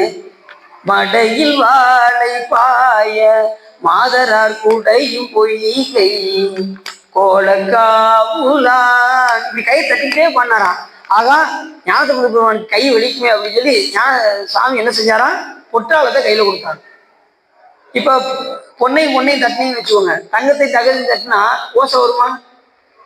வராது. வெங்கலத்தை தட்டினா ஓசை வரும், தங்கத்தை நகர்ந்தாங்க டப்பு டப்புன்னு சவுண்டு தான் வைக்க வேண்டிய வராது. அப்ப அம்பாள் என்ன செஞ்சாங்கன்னா அதுக்கு ஓசை கொடுத்தாங்க. அதனால அந்த உள்ள அம்பாளுக்கு ஓசை கொடுத்த நாயகி என்று பெயர். ரெண்டாவது, அதுல சூட்சமா ஒண்ணு சாமி எழுதியிருந்தார். அந்த குற்றாலத்துல திருக்கோலக்காங்கிற ஊர்ல சீர்காழிக்கு பக்கத்துல அந்த கோலக்கா அந்த குற்றாலத்துல நமசிவாய என்று பொறிக்கப்பட்டது. எவ்வளவு பெரிய சிறப்பு! பஞ்சாட்சரத்தை பொறித்து சுவாமி அதை கொடுத்துருக்காரு. பஞ்சாட்சரம் எல்லாம் சாமி இந்த உயிர்களை திருமேனியாக கொள்வார். ஒன்று தன் சக்தியை திருமேனியாக கொள்வார். மூணாவது பஞ்சாட்சரத்தையே திருமேனியாக கொள்வார். இப்படி சாமி அந்த பஞ்சாட்சரம் பொறிக்கப்பட்ட அந்த இதை கொடுத்தாரு. ரெண்டாவது பார்த்தீங்கன்னா தண்ணி வாங்க, தண்ணி தண்ணி தண்ணி தண்ணி குடிக்க இங்க இருக்கு பாருங்க, இங்க இருக்கு வாங்க. ரெண்டாவது, ஞானசம்பந்த பெருமான் வந்து எந்த ஊருக்கு போனாலும் சரி சீர்காழி பெருமான பாடாம இருக்கவே மாட்டாரு. ஏன்னா அவரை ஆட்கொண்ட பெருமான் யாரு? சீர்காழியில இருக்கக்கூடிய பெருமான் தோணியப்பர் தான் அவரை ஆட்கொண்ட. அந்த ஒரு பாட்டுல அவ்வளவு விஷயங்களை சொல்றாரு இந்த ஓர் வயலிங்கிற பதியத்தை. அதுக்கப்புறம் இங்க முடிச்சு அதுக்கப்புறம் அவர் கூட திருநெல்வேலி யாழ்ப்பாணர்லாம் வந்தாரு. அவரோட சேர்ந்து தன் இல்லத்துக்கு வரவழைத்து யாழ்ப்பாண நாயனருக்கு எல்லா விதமான அது கீழ்குளமாக இருந்தாலும் கூட திருநீலகண்ட யாழ்ப்பாணனாரே தன் இல்லத்துக்கு வரவழைத்து அவருக்கு வேண்டிய உபச்சாரங்களை எல்லாம் செய்தார். அப்பொழுது திருநீலகண்ட யாழ்ப்பாண நாயனார், பெருமானே நீங்க எங்க போனாலும் அடியேன் உங்க கூடயே வந்து இசை அமைக்க வேண்டும் என்று கேட்டேன்.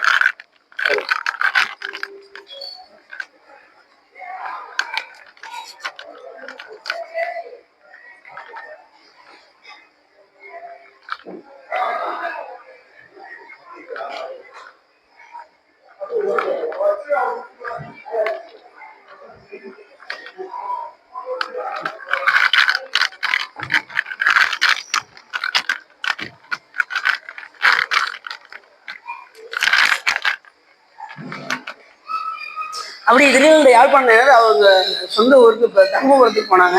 அங்கே இருக்கக்கூடியவங்கலாம் என்ன சொன்னாங்க அப்படின்னா, திருநீலகண்ட யாழ்ப்பாணம் பார்த்து உங்களுடைய இசைக்கு தகுந்தவாறு தான் ஞானசம்பந்த பெருமானுடைய பாடல் விளங்குகின்றது அப்படின்னாங்க. அப்போ அவர் சொன்னாரு, இல்லை இல்லை, நீங்க ஞானசம்பந்த பெருமான சாதாரண நினைச்சிடாதீங்க, என்ன பண்ண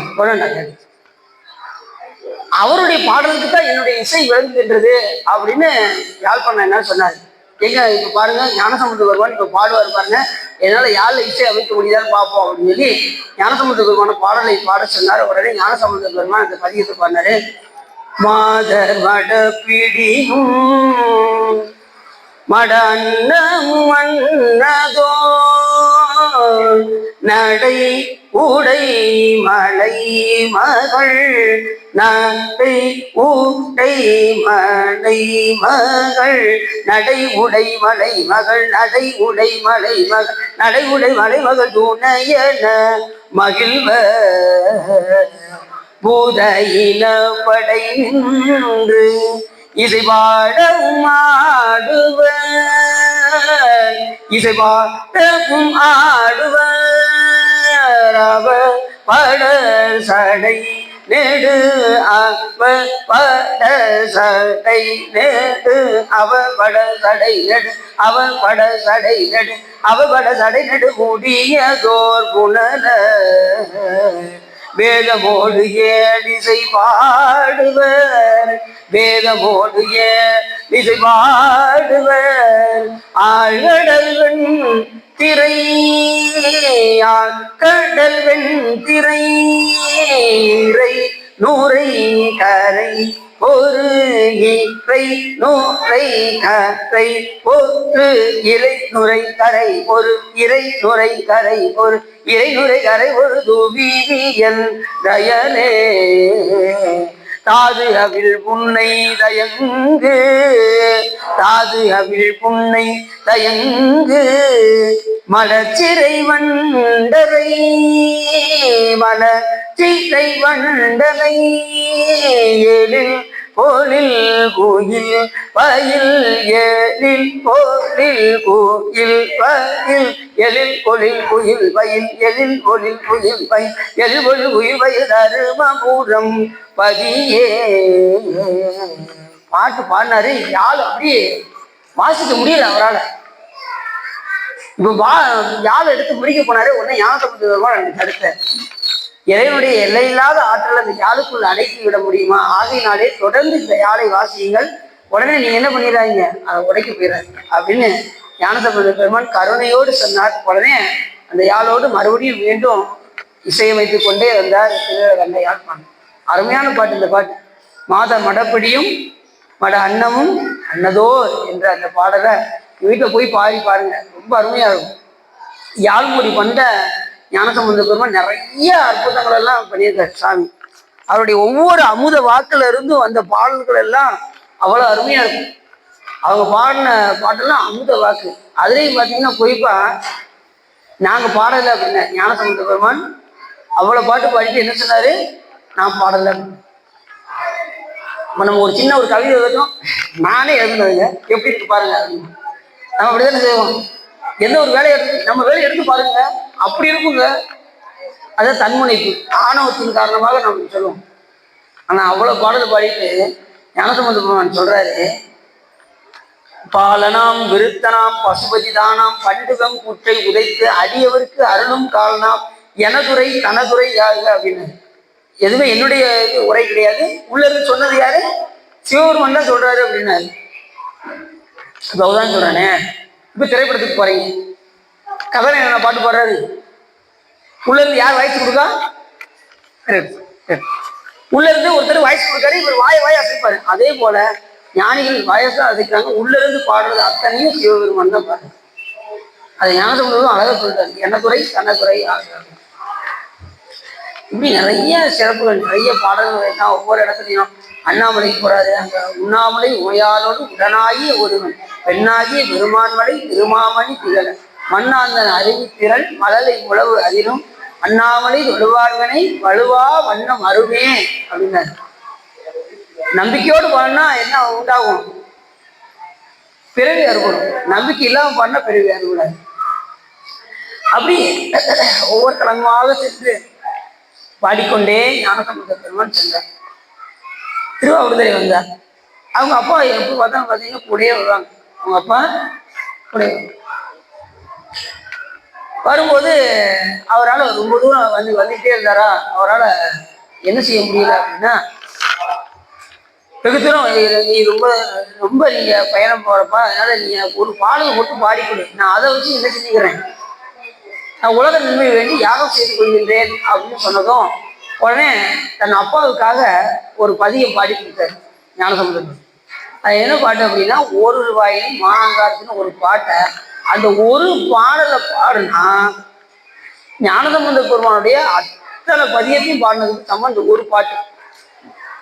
உங்களுக்கு தெரியுமா? ஒரு ரூபாயினை மானாங்காரத்து அப்படின்னு ஒரு பாட்டு, ஒரு அருமையான பாட்டு. அதுல சுவாமியுடைய ஒவ்வொரு வியாபக தன்மையையும், ஒரு ரூபாயும் மானாங்காரத்து ஈரியல் வாய் ஒரு விண்முதல் பூதலும் ஒன்றிய இருசுடர் உம்பர்கள் பிறவும் படைத்தளி தளிப்பும் மூர்த்திகள் ஆயினை இருவரோடு ஒருவனாகி நின்றனை ஓரால் நீரல் உண்களல் இரண்டு முப்பொழுது இயற்றிய நால்வருக்கு ஒளியில் காட்டினை நாட்டம் மூன்றாக கோட்டினை இருநதி அரவமோடு ஒருமதி சூடினை ஒருத்தால் நீரையில் மோவினை சூழம் நாற்கால் மான்வரி ஐந்தலை அரவம். எப்படி சொல்றாரு நீங்க? இந்த பதியம் அவ்வளவு முக்கியமான பதியம். பாடும்போது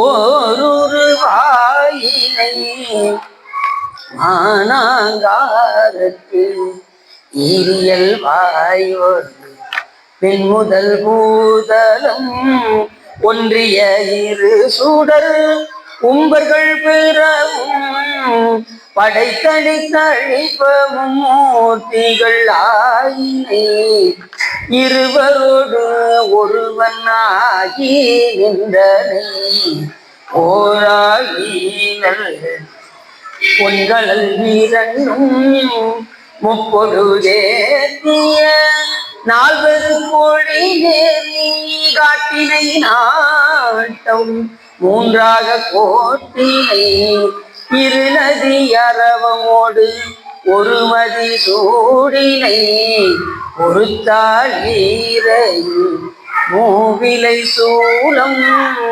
நாற்கால் மான்மதி ஐந்தலை அரவம் ஏந்தினை காய்ந்த நாழ்வாய் மும்மதற்கு இருகொட்டு ஒரு கரி கீழடி துரித்தனை ஒரு தனும் இருகாள் வளைய வாங்கி முப்புறத்தோடு நாளிலம் மஞ்ச கொன்று கலத்து உற உணரை அறுத்தன் ஐம்புலன் நாளாம் அந்த கரணம் முக்குணம் இருவடி ஒருங்கியவானோ ஏத்த நின்றனை ஒருங்கிய மனத்தொடு இருவிரம் போன்று முப்பொழுது குறை முடித்து நான் மறை ஓதி ஐவகை வேள்வி அமைத்து ஆரங்க முதல் எழுத்தோதி வரன்முறை பயின்றெழுவாண்டனை வளர்க்கும் பிரமபுரம் பேணினை அறுபதம் முரளும் வேணுபுறம் விரும்பினை இகழி அமைந்துணர் புகழியமந்தனை பொங்கு நாற்கடல் சூழ் வெண்குரு விலங்கினை பாணி மூவுலகும் உதயமின் மீதந்த தோணிபுரத்துறைந்தனை தொலையாயிரு நீதி வாய்ந்த பூந்தராயனை வரபுறம் என்று உணர் சிறபுறத்துறைந்தனை ஒருமலை எடுத்த இருவிரல் அரக்கன் விரல் எடுத்த அருளினை புறவம் புரிந்தனை முன்னித்துயின்றோன் நான் முகன் அறியா அன்பொடு நின்றனை கண்பயமந்தனை ஐகுரு அவனரும் அறுவகை தேரரும் ஊழியும் பூணரால் காளியமந்தனை எச்சல் ஏழிசையோ கொச்சையை வெச்சினை ஆறுபதமும் ஐந்தமர் கல்வியும் மறைமோதல் நான்கும் மூன்று காலமும் தோன்ற நின்றனை இருமையின் ஒருமையின் பெருமையும் மறுவில்லா மறையோ கழுமலமுதுபதி கவுனியன் கட்டுரை கழுமலமுதுபதி அவுனியன் அறியும் அணைய தன்மையை ஆதலின் உன்னை நினைய வல்லவ இல்லை நிலத்தே அப்படின்னு ஒரு பாட்டை பாடி கொடுத்தாரு. அதை வச்சு அவர் யாகம் செய்து உலக நன்மை வேண்டி யாகம் செய்தார். அதுக்கப்புறம் திருவாவூரத்தில் வர்றாரு. வந்ததுமே இப்ப இந்த பதிகத்தை பாட சொல்லிட்டேன், இந்த பதிகத்தை நீங்க பாடினாலே போதும் அப்படின்னு அப்பாவுக்கு சொன்னார். அதுக்கப்புறம் அப்புறம் அதுக்கு தேவையான பொருள் வேணும், ரூபா வேணும். அப்போ உடனே திருவாவூருக்கு வந்து அந்த பெருமானை நோக்கி இடரினும் தளரினும் எனதிரு நோய் தொடரினும் உனகடல் தொழுது எழுவேன் கடல் தண்ணீர் அமுதோடு கலந்த நெஞ்சை விடலில் அடக்கிய வேதியனே இதுவோ எமை ஆளுமாறு ஈவதொன்று எமக்கு இல்லையே அதுவோ உனக்கு இன்னொரு ஆபத்துறை அரணே என்று இந்த பதியத்தை பாடினார். இந்த பாட்டில் சொல்லும்போது இடரினும் தளரினும் எனதொரு நோய் தொடரினும் உனக்கடல் தொழுதெழுவேன் அப்படிங்கிறார். இப்ப நாமெல்லாம் எழுந்து தொழுவோமா, தொழுதுக்கு அப்புறம் எழுதிப்போமா? காலை எழுச்சதுக்கு அப்புறம் தான் இறைவன் தொழுவோம். ஆனா ஞானசம்பந்த பெருமான் என்ன சொல்றாரு, தொழுது எழுவேன் அப்படிங்க. அப்ப உறங்கையில என்ன செய்யறாராம், சுவாமி தான் தொழுதுட்டு இருக்காரு. அப்ப உறங்கையிலையும் சிவசிந்தனை. நாம உறங்கும் போது எப்படி உறங்குவோம், செல்போன் பார்த்துட்டு விடுவோம். அப்ப எப்படி இருக்கு யோசிச்சு பாருங்க. நம்ம அப்படித்தானே உறங்கும். திடீர்னு பார்த்தா காலையில இன்னுங்க நைட்டு பேய் அடிச்ச மாதிரியே கனவு வருதுங்க அப்படிங்கிறாங்க. இரவு எதுவும் என்ன பண்ணீங்க அப்படின்னு கேட்டா, இரவு பேய் படம் பார்த்தீங்க. அப்போ அதுதான் வரும். ஏதோ உறங்கும் போது என்ன சிந்தனையோட உறங்குறோமோ அதுதான் வரும். அப்போ உறங்கும் போது இறைவனை நினைந்து கொண்டு அந்த பஞ்சாட்சரத்தை குருநாதர் உபதேசம் செய்து அந்த மந்திரத்தை 108 தடவை ஜெபிச்சு என்ன செய்யணும், நீங்க 108 தடவை ஜெபம் பண்ணிட்டு நீங்க உறங்கினீங்கன்னா அது உள்ள சொல்லிக்கிட்டே இருக்கும். நீங்க மறந்துவீங்க, மறந்தாலும் நீங்க தூக்கத்துக்கு போனாலும் மந்திரங்கள் உள்ள ஓடிக்கிட்டே இருக்கும். காலை எந்திக்கும் போது எந்த சிந்தனையோட எழுதிப்பீங்க, அந்த 5 எழுத்து சிந்தனையோடய எழுதிப்பீங்க. ரெண்டாவது காலைல எந்திரிச்சதுமே உங்க பக்கத்துல என்ன இருக்கணும் அப்படின்னா திருநீர் கண்டிப்பா இருக்கும். பல்ல கூட விளக்குறீங்களோ இல்லையோ முதல்ல என்ன செஞ்சிடணும், எந்திரிச்சதும் முதல்ல திருநீர் பூசணும். அதுக்கப்புறம் பல் விளக்கிட்டு வந்து திருநீர் பூசணும். குளிக்கிறதுக்கு முன்னாடி திருநீர் பூசணும், குளிச்சுட்டு வந்ததுக்கு அப்புறம் திருநீர் பூசணும். சாப்பிட்றதுக்கு முன்னாடி திருநீர் பூசணும், சாப்பிட்டு முடிச்சதுக்கு அப்புறம் பூசணும். மலஜலம் கழிப்பதற்கு முன்னாடி பூசணும், மலஜலம் கழிப்பதற்கு பின்னாடி பூசணும். உறங்குவதற்கு முன்னாடி பூசணும், உறங்குவதற்கு பின்னாடி பூசணும். திருநீர் எந்த நேரம் நெற்றியில இருந்து கொண்டே திருநீட்டை வச்சு பதிவே பண்ணாரு ஞானசம்பந்த பெருமான். அதை நம்ம ரெண்டாவது பார்க்க தான் போறோம். நல்லது, நீங்க திருநீர் வைஷ்ணவ சமயத்துல பெண்களுக்கு திருமண்ணு கிடையாது. நீ வேணா போய் பாருங்க, ஆண்கள் தான் என்ன செஞ்சிருப்பாங்க, திருமண்ணு அணிந்திருப்பாங்க. பெண்களுக்கு திருமண்ணு கிடையாது. நம்ம சைவத்துலதான் பெண்களும் என்ன செய்யலாம், திருநீர் ஊத்தலாம். அப்ப எவ்வளவு பெரிய நம்ம சைவ சமயம் எப்படி இருக்கு பாருங்க. எந்த ஒரு சமயத்தை நம்ம சொல்லும் போதும் எதை முதல் சொல்லுவோம் தெரியுமா, சைவ சமயத்தை தான் சொல்லுவோம். எந்த சமயத்தையும் சொல்லணும். இப்ப நீங்க சின்ன பிள்ளைய கூட்டுக்கலங்க சமயங்கள் எத்தனைன்னு சொல்லுப்பா அப்படின்னோம்னா அது முதல்ல என்ன சொல்லுவோம், சைவம், வைஷ்ணவம், சமண சமயம், பௌத்தமும், கிறிஸ்தவம், இஸ்லாமியம், அரசியல் சொல்லாமி. அதை முதல்ல எது சொல்லுவோம் அப்படின்னா சைவத்தை தான் சொல்லுவோம். சைவம் ஒன்றுதான் கடவுளால் தோற்றுவிக்கப்பட்ட சமயம். சிவபெருமானால் தோற்றுவிக்கப்பட்ட ஒரே சமயம் எது என்று கேட்டால் சைவ சமயம். அதனால சைவத்தின் மேல் சமயம் வேறில்லை, அதில் சார் சிவமாம். தெய்வத்தின் மேல் தெய்வம் வேறில் எனும் நான்மறை செம்பொருள் வாயில் வைத்த சீர்திரு தேவாரமும் திரு வாசகமும் உயிரை தர செய்த 4 புற்றால் என் உயிர் துணையே அப்படின்னு சைவ இல்லை பண்ணாவலன்னு சொல்றேன். அதுலேயும் ஒருபடி மேல போய் தாய்வன சாமிகள் என்ன சொல்றாரு அப்படின்னா, சைவ சமயமே சமயம், சமயா அதீத பழம்பொருளை கைவந்திடவே மண்டில் வெளி காட்டும் இந்த கருத்தை விட்டு பொய் வந்து உடலும் சபையை நெறி புகுத வேண்டாம், முக்தி தரும் தெய்வ சபையை காண்பதற்கு சேரவாரும் ஜகத்தீரே அப்படின்னு நம்மளை எல்லாம் அழைக்கிறாரு தாய்வன சாமி. சைவ சமயம் எப்படின்னா சைவமெல்லாம் கடந்த சமயம் இந்த சைவ சமயம். அப்படிப்பட்ட சமயத்துல நமக்கு சாமி இங்க கூட்டி வச்சிருக்காரு. சிவபெருமான்ட்ட சும்மாலாம் வந்துட முடியாது, எடுத்த பிறகுலே வந்துட முடியாது சாமி கிட்ட. சிவபெருமான்ட்ட வர்றதுக்கு எத்தனை சமயத்துல இருக்கணும் தெரியுமா உங்களுக்கு? அதுக்கு நம்ம சிவஞான சித்தியார் சொல்லுது, புறச்சமயம் நின்றும். ஒரு கடவுளே இல்லைங்கிற ஒரு சமயத்துல போய் கொஞ்ச நாள் இருக்கணுமா, புறச்சமயம் நின்றும். அதுக்கப்புறம் அகச்சமயம் புக்கும். ஓரளவுக்கு கடவுள் இருக்காருன்னு ஒத்துக்கிட்டு உள்ள வர்றது. புறச்சமயம் நின்றும் அகச்சமயம் புக்கும் புகழ் மிருதி வழி உழன்றும். ஒவ்வொரு சமயங்கள்லயா போய் உழன்று இது உண்மை சமயம் இல்லை என்பதை அறிந்து அதுக்கு தத்தம் அறுவகை சமயத்திலே போய் நின்று அதுக்கு தலைவராக இருந்து அந்த நூல்களை ஆராய்ச்சி செய்து இது உண்மை சமயம் இல்லை என்று உணர்ந்து அதுக்கப்புறம் அதுல இருந்து வெளியில வந்து புகழ் விழுத்தி வழி உழன்றும் ஆசிரம அறத்துறைகள் அவை அடைந்தும் அரும் கலைகள் பல கற்றும் அரும் தவங்கள் பல புரிந்தும் ஆரணங்கள் படித்தும் சிறப்புடைய புராணங்களை உணர்ந்தும் வேத சிறப்பொருளை மிகவும் தெளிந்து சென்றால் ஒருவர் சைவத்திரத்தை அடைவார். அதுக்கப்புறம் தான் எங்க வர முடியும்? சிவபெருமான் கிட்ட. இப்ப இங்க வந்தாச்சு. அடுத்து இருக்கிறோம், சரியாகிய யோகம் பெற்று ஞானத்தினால் சிவனடி சேர்வார். சரி என்பது என்னது? உடலால் செய்யக்கூடிய தொண்டு, உழவார பணி போன்ற பணிகள்லாம் செய்யும். சரி. கிரி என்பது என்னது? திருமுறைகள் பாடுதல், நாமங்கள் ஜெபித்தல், இதெல்லாம் வாக்கால் செய்யக்கூடிய தொண்டு. யோகம் என்பது என்னது? மனதால் நினைக்கக்கூடிய தொண்டு. இறைவிட அன்றாட வழிபாடு செய்து வந்து அகத்துல வச்சு உள்ள வச்சு பூசிச்சு மனதால் தொண்டு செய்யும். அப்ப மாண்ட பிறவிக்கு தான் இவ்வளவு சொல்லியிருக்காரு, மற்ற மிருகங்களுக்கு கூட சொல்லல.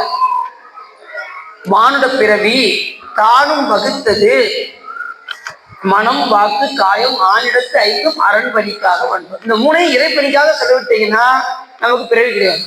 இதை தவிர்த்து மற்ற விஷயத்துக்கு செலவு பண்ணா நமக்கு பிறவி வந்துகிட்டே இருக்கும். இப்ப நம்ம சும்மா உட்காந்தோம், மனம் ஏதாவது நினைச்சுட்டே இருக்கும். குறிப்பா நம்ம மனம் எதை நினைக்குன்னா பக்கத்து வீட்டுக்காரங்களை தான் அதிகமாக நினைக்கும். போறான் வாரான், என்னதான் எங்கதான் போவானோ எங்கதான் வருவானோ பக்கத்து வீட்டுக்காரங்களை பத்தியே நம்ம நோட் பண்ணிட்டு இருக்கோம். நம்ம வேலையை பார்க்க மாட்டோம்.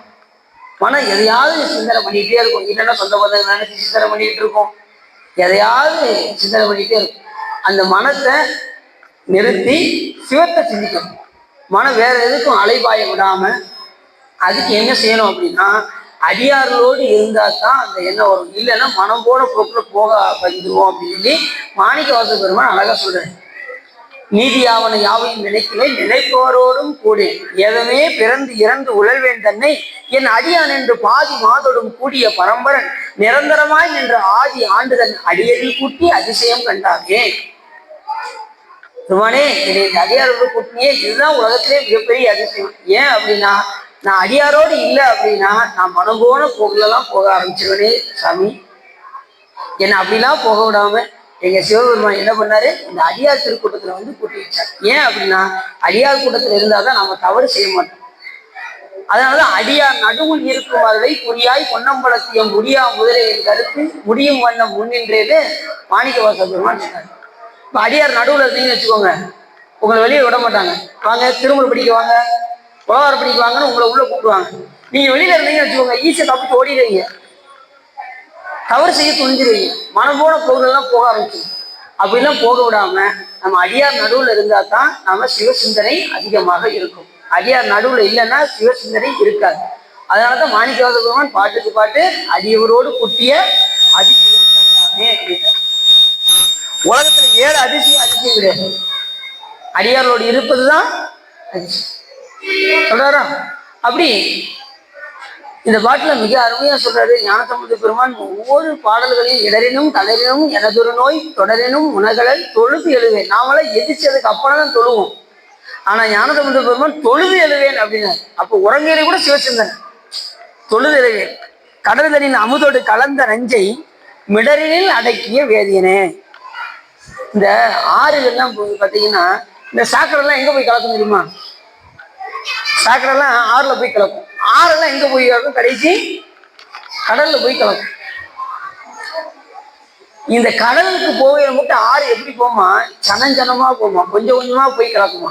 எங்க சிவருமனுக்கு நீ நஞ்சு கொடுத்தல அப்படின்னு சொல்லி கொஞ்சமா போய் தான் கலக்கணும். ரெண்டாவது, நாம எப்பேற்பட்ட கொடியவராக இருந்தாலும் கூட சிவபெருமான் முன்னாடி போய் நின்றுட்டா நம்மளை தூயவராக ஆக்கி விடும். இந்த சாக்கடை போல இருந்தா கூட சாக்கடை கடைசி எங்க போகுது? கடல்ல போய் கலக்கு. இங்க சாக்கடை, ஆனா கடலுக்கு போயிடுச்சுன்னா அதுக்கு புனித நீர் பேரு. அதே போல நாம எவ்வளவு கெட்ட குணங்களா இருந்தாலும் சாமிக்கு முன்னாடி போயாச்சுன்னா நம்மளை தூயவராக ஆக்கி தீயவை புரிந்தவர் எவரேனும் திரு குமரவேல் முன்னின்றால் தூயவராகி மேலை தொல்கதி அடைவர் என்னும் ஆய்வும் வேண்டும் கொள்ளோ அடுசவன் நீதியும் என்றோ அன்னால் செய்த மாயின் மகனும் என்றோ வரம்பில்லாத அருள் பெற்று உயிர்ந்தால் கூட கந்தபுராணம் நமக்கு சொல்லி. நம்ம எப்பேற்பட்ட கெட்டவராக இருந்தாலும் கூட கொடியவராக இருந்தாலும் கூட சாமிக்கு முன்னாடி போயிட்டோம்னா நம்மளை தூயவராக இறைவன் ஆக்கி விடுவார்.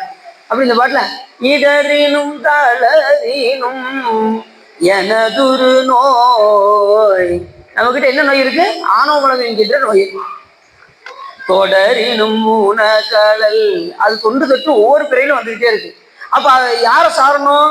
அந்த மலை நீங்குவதற்கு சிவனுடைய திருவடியை சார வேண்டும். உணகலல் தொழுதழுவேன் கடல் தனில் அமுதோடு கலந்த நஞ்சை மிடரில் அடக்கிய வேதியனே இதுவோ எமையாளுமாறு ஈவதொன்றவக்கில்லையே அதுவோ உனதின் அருள் ஆவடு துறையரணே. இப்ப கடலில் அமுதோடு கலந்த நஞ்சை விடலில் அடக்கிய வேதியனை. இப்ப சிவபெருமானுடைய படம்லாம் பாத்தீங்கன்னா சில பேரு அப்படி நீல கலரை வரைஞ்சிருக்காங்க சிவபெருமான் படத்தை. அப்படி வரையலாமா? தப்பு. சிவபெருமான் வரையும்போது செக்கச்சவேன்னு வரணும். சாமி செம்பொருள், சாமி அழல் போன்ற மேனியன்.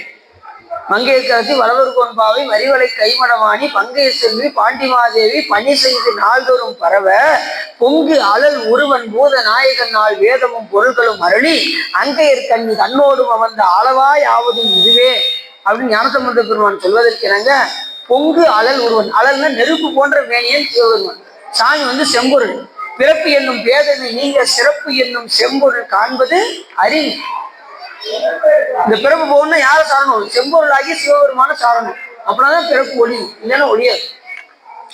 அப்படி சாமியை செக்கச்சவேன்னு செம்மையா வரைந்து அந்த கண்டத்தை மட்டும்தான் என்ன செய்யணும்? நீல கலர்ல வரைஞ்சிருக்கணும். ஏன்னா சாமி நஞ்சை எங்க அடக்குறாரு? மிடலில் அடக்கிய வேதியனே இதுவோ எமை ஆளுமாறு ஈவதொன்று எமக்கு இல்லையே அதுவோ உனது இன்னருள் ஆவடுதுறை அரணே அப்படின்னு பாடினாரு. எப்படி பாட்டுக்கிறீங்க? வாழினும் சாவினும் வருந்தினும் போய், அதான் உரைப்பு. இந்த பாட்டு உரைப்பான பாட்டு. எந்த சூழ்நிலை வந்தாலும் சிவபெருமானை மறக்கக்கூடாது. வாழினும் சாவினும் வருந்தினும் போய், இது சாவறதுன்னு சொல்லக்கூடாது. ஆனா வழிபாட்டை வலியுறுத்தும் விதமாக இந்த பாட்டை சொல்லியிருக்காரு ஞானசம்பந்தர். சுந்தரமுச்சாமின்னு பாத்தீங்கன்னா ஓ உன்னாள் உணர்வு அழியும் நாள் உயிர் போகும் நாள் உயர் பாடை மேல், அது பாடுன்னு சொல்லக்கூடாது. ஆனா வழிபாட்டை வலியுறுத்தும் விதமாக அப்படி சொல்ல வேண்டிய கட்டாயம், அதனால சுந்தரமுச்சாமி அங்க சொல்றாரு. அதே போல இங்க கட்டாயம், அதனால எப்படி சொல்றாரு ஞானசம்பந்த பெருமான் இங்க அப்படி சொல்றாரு. அப்படி வழிபாட்டை வலியுறுத்தும் விதமாக தான் ஞானிகள் எல்லாம் என்ன செய்வாங்க? வாழினும் சாவினும் வருந்தினும் போய் வேலினும் போன கடல், நான் என்ன சூழ்நிலை வந்தாலும் என்ன கஷ்டம் வந்தாலும் பெருமானே உன்னுடைய திருவடியை நான் விட மாட்டேன். அது மாதிரி அப்பசாமியில என்ன பண்ணாராம், சிவபெருமான் திருவடி பிடிச்சிட்டு சாமி உன் திருவடி விட மாட்டேன்னா, சாமிப்பா எனக்கு நிறைய அடியா இருக்காங்கப்பா போப்பா அப்படின்னு நீங்க தொடச்சு விட்டா நான் உன் திருவடி விட மாட்டேன் அப்படின்னு அது பாட்ட சொல்றாரு. படைக்கலமாக ஒரு 475 என் நாவில் கொண்டேன் இடைக்கலம் அல்லேன் எழுபிறப்பும் உன் காட்சிகின்றேன். சாமி எத்தனை பிறகு 7 பிறகு நீங்க போட்டு எடு, எத்தனை பிறகுனாலும் கொடு, ஆனா உன் திருவடியை நான் விட மாட்டேன். 7 பிறப்பும் உன் காட்சிகின்றேன். எனக்கு பறவையா போடுறியா, வேங்க போடுறியா, மனிதனை போடுறியா, தேவர்களா இருக்கு வைக்கியா, 7 பிறப்புல கொண்டு போய் விட்டாலும் உன் திருவடியை நான் மறக்கக்கூடாது. 7 பிறப்பும் உன் காட்சி, உனக்கு நான் தொண்டு செய்யணும். 7 பிறப்பும் உன் காட்சிகின்றேன். துடைக்கணும் போக எனக்கு அடியா இருக்க வாங்கப்பா அப்படி நீ தொடச்சி எனக்கு ஒதுக்குனாலும் அவன் திருவடி விட மாட்டேன். துடைக்கணும் போக. அப்ப சாமி சொன்னாராம், இப்ப உனக்கு என்னப்பா வேலை தெரியும் அப்படின்னாராம் சிவபெருமான். என்ன சாமி இப்படி சொல்லிட்டீங்க? தொழுது உங்களை நல்லா தொழுகை, வேற என்னப்பா தெரியும் வேலை அப்படின்னா? திருநீர் நல்ல பூசையன் சாமி அப்படின்னா தொழுது, அதுக்கப்புறம் வணங்கி, அப்புறம் தூணீர் அணிந்து, அதுக்கப்புறம் உன் திருவடியே நான் அடைக்கலமாக புகுந்து விடுவேன் அப்படின்னதும் உடனே சிவபெருமான் பாப்பா வாப்பா அப்படின்னு அனுப்பி. எப்படி பாட்டு பார்த்தீங்களா? தொழுது வணங்கி தூணீர் அணிந்து உன் அடைக்கலம் கண்டாய் அணிகொள்தில்லை சிற்றம்பலத்து அரணே அப்படிங்கிறாரு. அப்ப அருமையான பாட்டு. அப்படி இந்த இடத்துல வாலினும் சாதினும் வருந்தினும் போய் வேலினும் ஓடகளை விடுவே நல்லே தாளிலம் தடம்பூனல் தயங்கு சென்னி போலில மதி வைத்த புண்ணியனே இதுவோ எமையாளுமாறு ஈவகன்றவதில்லையே அதுவோ உனதின்னருளாவடு துரையரணே அப்படின்னாரு. அடுத்த படுத்துனாரு நனவிலும் கனவிலும் நம்பா உன்னை மனதிலும் வழிபடல் மகவேனம்மா புனல்கிரி நருங்கொன்றை போத நின்ற கனல் எரியானல் பொழுது கையவனே இதுவோ எவையாடுவார் ஈவகன்றவதில்லையே அதுவோ உனதின் அருளாவடு துரையரணே அப்படின்னு பாடுறாரு. நனவிலும் கனவிலும் நம்பா உன்னை மனதிலும் வழிபடல் மறவே நம்ம கனவா இருந்தாலும் கனவா இருந்தாலும் என்னுடைய மனதை எப்போதும் பெருமானே உன்னை நான் வழிபாடு செய்து கொண்டே இருப்பேன் அப்படின்னு ஞானசம்பந்த பெருமான் பாடுறார். அப்ப நம்ம எந்த சூழ்நிலையிலையும் நாம பெருமான் என்ன செய்யக்கூடாது, மறக்கவே கூடாது. என் நிலையில் நின்றாலும் எக்கோலம் கொண்டாலும் மன்னிய சீர் சங்கரண்டால் மறவாமை பொருளென்றே துண்ணிய வேடம் தன்னை துறவாத தூய சிவம் தன்னை மிகும் அன்பினால் மறவாமை தலைப்பார். அப்ப சங்கரண்டால் மறவாம இருக்கணும். எந்த சூழ்நிலையிலையும் எப்பேற்பட்ட நிலையிலையும் நீங்க வேலை பார்த்துக்கிட்டு இருந்தாலும் சரி, எந்த சூழ்நிலையில இருந்தாலும் சரி, அந்த நிலையிலையும் நீ யாரை நினைக்கணும், சிவபெருமானை மறக்கக்கூடாது. சங்கரண்டால் மறவாமை அப்படி இந்த பாட்டுல பாடுனது. உடனே பொற்கிலியை கொண்டு வந்து சிவபூதகணங்கள் அப்படி அந்த குளத்துல வச்சு அப்புறம் பாத்தீங்கன்னா ஞானசம்பந்த பெருமான் அப்படியே வந்து கொண்டிருந்தார். அவங்க அப்ப கொஞ்ச நாள் கழிச்சு கீழே இறக்கி விட்டாங்களா, உடனே ஞானசம்பந்த பெருமான் அப்படியே நடந்து வர்றது சுவாமிக்கு பொறுக்கலை. குழந்தை வந்து நடந்த கால் வலிக்கும் அப்படின்னு சொல்லி உடனே முத்து சீங்கி கொடுத்தாரு. எந்த ஊர்ல அப்படின்னா திரு நெல்வாயில் அறத்துறைங்கிற ஊர்ல அங்க உள்ள வேதியருடைய கனவுல சுவாமி சொல்லி, ஏன்னா ஞானிகளை தவிர யாருக்கும் சுவாமி என்ன பண்ண மாட்டாரு, காட்சி நேரடியாக கொடுக்க மாட்டாரு. ஞானசம்பந்த பெருமானுக்கு நினைச்ச நேரத்துல சாமி காட்சி கொடுத்துருக்காரு. ஏன் அப்படின்னா அவர் கந்தலோகத்திலிருந்து வந்த காரணத்தினால் வந்து அதுவும் முக்தி அடைந்த ஒரு ஆன்மாவை கொண்டு வந்து சுவாமி பிறக்க வச்சிருக்காரு ஞானசம்பந்த பெருமான். பிறப்பில் பெருமான் திருந்தடிக்கு விளையாத வண்ணம் அப்படின்னு இன்னொரு பாட்டை சொல்றாரு. அப்படி ஞானசம்பந்த பெருமான் வந்து எப்பொழுது வந்து ஒரு கஷ்டம் கூட பட்டதே இல்லை. இப்ப அப்பசாமியில வந்து என்ன பண்ணாங்க, கண்ணை கட்டி கடலை தூக்கி எரிஞ்சாங்க, 7 நாள் செல்வத்தொழில கொண்டு போய் வச்சாங்க, மாணிக்காவத பெருமானை சிறையில் அடைத்தாங்க, சுடுற மணலை கொண்டு போய் நிப்பாட்டினாங்க, சுந்தரமூர்த்தி சாமிகிட்ட 2 கண்ணு போயிடுது. இப்படி எல்லாருக்குமே கஷ்டம். ஆனா ஞானசம்பந்த பெருமானுக்கு எந்த கஷ்டமும் கிடையாது. ரெண்டாவது அவங்க எல்லாருமே இறைவனுடைய அருளால அதை பூரா வென்றாங்க. கண்ணு போகியது பாடல் பாடி மறுபடியும் கண்ணை பெற்றார். அப்பசாமியில் செல்வத்தொழில் அப்படின்னு குளிர்ச்சியாக வந்தார். அப்புறம் 7 நாள் செல்வத்தொழில் அது கள்ளக்கட்டி தூக்கி எறிஞ்சதும் உடனே ஒரு நற்றோணியாவது நமச்சிவாயவே என்று சொல்லி கல்லு மிதந்து வந்தது. இப்படிலாம் நடந்தது. அவங்க இறைவனுடைய துணை கொண்டு அதையெல்லாம் வென்றார்கள். ஆனா ஞானசம்பந்த பெருமான் எந்த விதமான துன்பமும் அடையவில்லை. நடந்தா கூட கால் வலிக்குன்னு சொல்லி சாமி என்ன பண்ணாரு, முத்திச்சிவிகைய அந்த திரு நெல்வாயில் அறத்துறையில் அவர் வந்து கொண்டிருக்கும் போது அங்க இருக்கக்கூடிய அந்தருடைய கனவில் சொல்லி ஞானசம்பந்தர் வந்தால் கொடுங்கள் என்று சொல்லி சுவாமி அங்க முத்திச்சிவிகை வச்சிருக்காரு. முத்திலே சிவிக பல்லக்கு, அதுக்கப்புறம் முத்து கூட முத்து சின்னம் வேற கொடுக்குறாங்க. சின்னம்னா இந்த ஊதுறது. இத்தனையும் கொடுத்துட்டு சுவாமி மறைந்தார். உடனே கனவுல தோண்டி சொல்லிட்டாரு. உடனே ஞானசம்பந்த பெருமான் அங்க வர்றாரு. வந்ததும் சுவாமி உங்களுக்கு கொடுக்க சொன்னார் அந்த ஏதிகளுக்கு சொல்ல, உடனே அந்த முத்துச்சிவிகையை பார்த்ததுமே, இப்ப நாம ஒரு புதுசா பைக் வாங்கிட்டோன்னு வச்சுக்கோங்க, என்ன செய்வோம், உடனே ஸ்டார்ட் பண்ணி டக்குன்னு போக ஆரம்பிப்போம். ஆனா ஞானசம்பந்த பெருமான் அந்த சிவிகையை பார்த்ததுமே அப்படி எந்த ஈசன் எம் பெருமான் ஏழமர் கடவுள் என்று ஏற்றி சிந்தை செய்பவர் கல்லால் சென்று கைகூடுவது அல்லா கந்த மாமலர் விழத்து கடும்புணல் நிவாமலுக்கு தலைமை அந்தன் சோலை நெல்வாயில் அறத்துறை அடிகதம் அருளே என்று இது சிவபெருமானுடைய திரு அருளே என்று அந்த சிவிகையை அப்படி 3 தடவை சுற்றினாராம் ஞானசம்பந்தர். அப்ப நம்ம புதுசா பைக் வாங்கினா என்ன செய்யணும், அதை 3 தடவை சுற்றி வரணும். உடனே டக்குன்னு எடுத்து போயிடக்கூடாது. 3 தடவை சுற்றி வந்து அது எப்படி சுத்தமா பஞ்சாட்சரத்தை சொல்லி சுத்தணும். அதுதான் ரொம்ப முக்கியம். சிவாய நம அப்படின்னு சொல்லி சுத்தி வரணும். இல்ல நம சிவாய அப்படின்னு சொல்லி சுத்தி வரணும். 3 முறை சுத்தி வந்துதான் அதுக்கப்புறம் தான் ஏறினாராம் ஞானசம்பந்தர். எந்த ஈசன் எம்பெருமான் ஏறமர் கடவுள் என்றே தீயே சிந்தை செய்பவர் கள்ளால். சிந்தை செய்வருக்கு தான் சாமி இருப்பாரு. சிந்தை செய்யாதவங்களுக்கு எப்படி அவர் வந்து அது செய்வார் சொல்லுங்க பார்ப்போம்.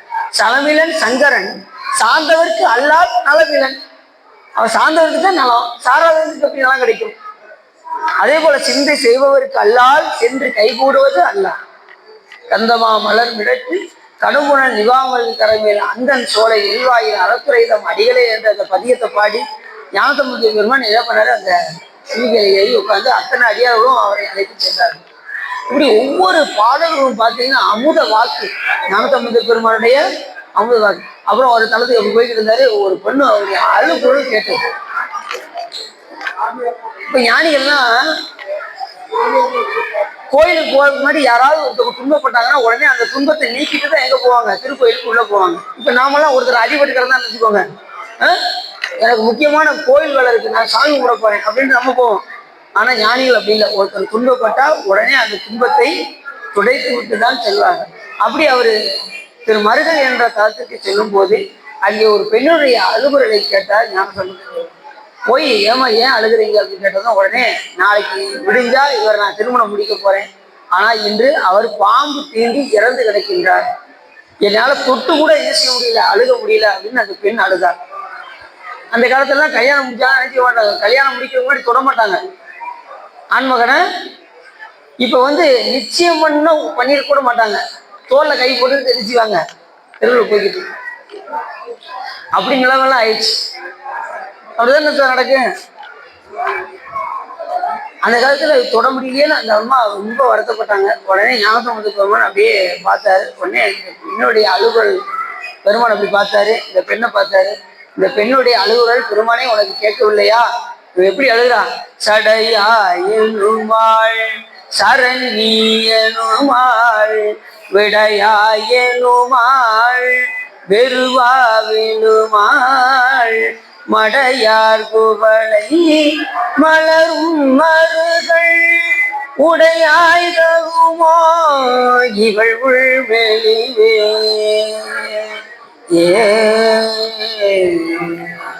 அப்படின்னு பாருங்க. சாமி இந்த பெண்ணு எப்படி இருக்கா பாரு. ரெண்டாவது அந்த பெண்ணை பார்த்ததும் ஏமா இப்படி ஆச்சுன்னு அவர் கேட்டாரு. ஞானசம்பந்த பெருமான் கேட்டார் அந்த பெண்ணை பார்த்து, எப்படி ஆச்சு, நீங்க ஏன் இப்படி வந்து இந்த மடத்துல வந்து தங்கியிருக்கீங்க, என்ன காரணம்னு கேட்டேன். 5 நிமிஷம். சரி மணி தானே 8 ஆயிடுச்சா, ஒரு 1/2 மணி நேரம் பேசாம பார்த்து இப்போ அடிக்க போறீங்களா? ஓகே, சரி சரி. இன்னும் 5 நிமிஷம் பேசிட்டு இருக்கவா, நான் 5 நிமிஷம் பேசிட்டு நீங்க சொல்லுங்க. அதான்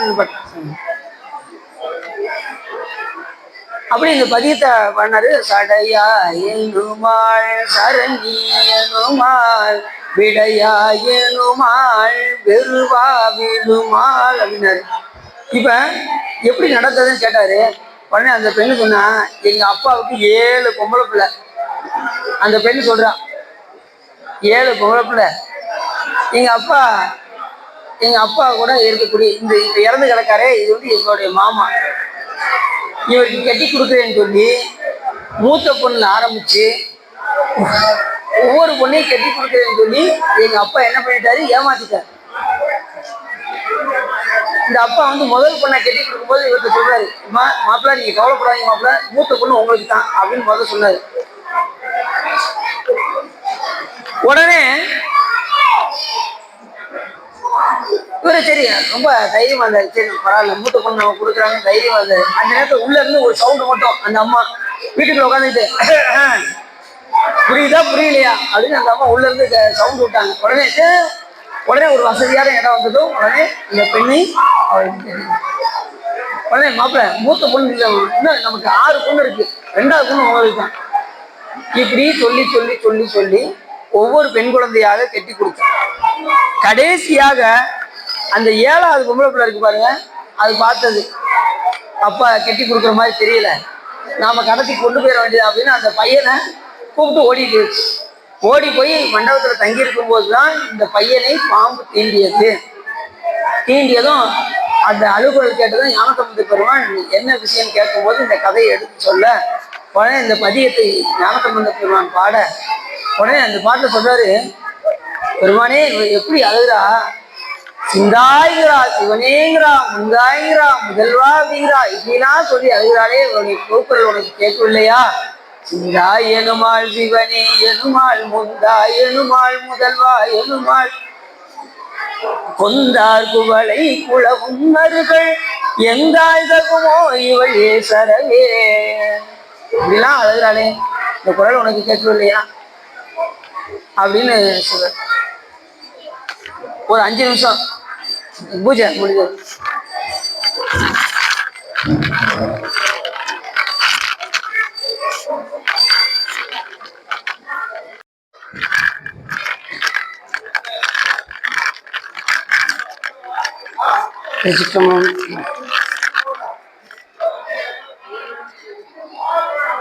ஞானசம்பந்த பெருமான்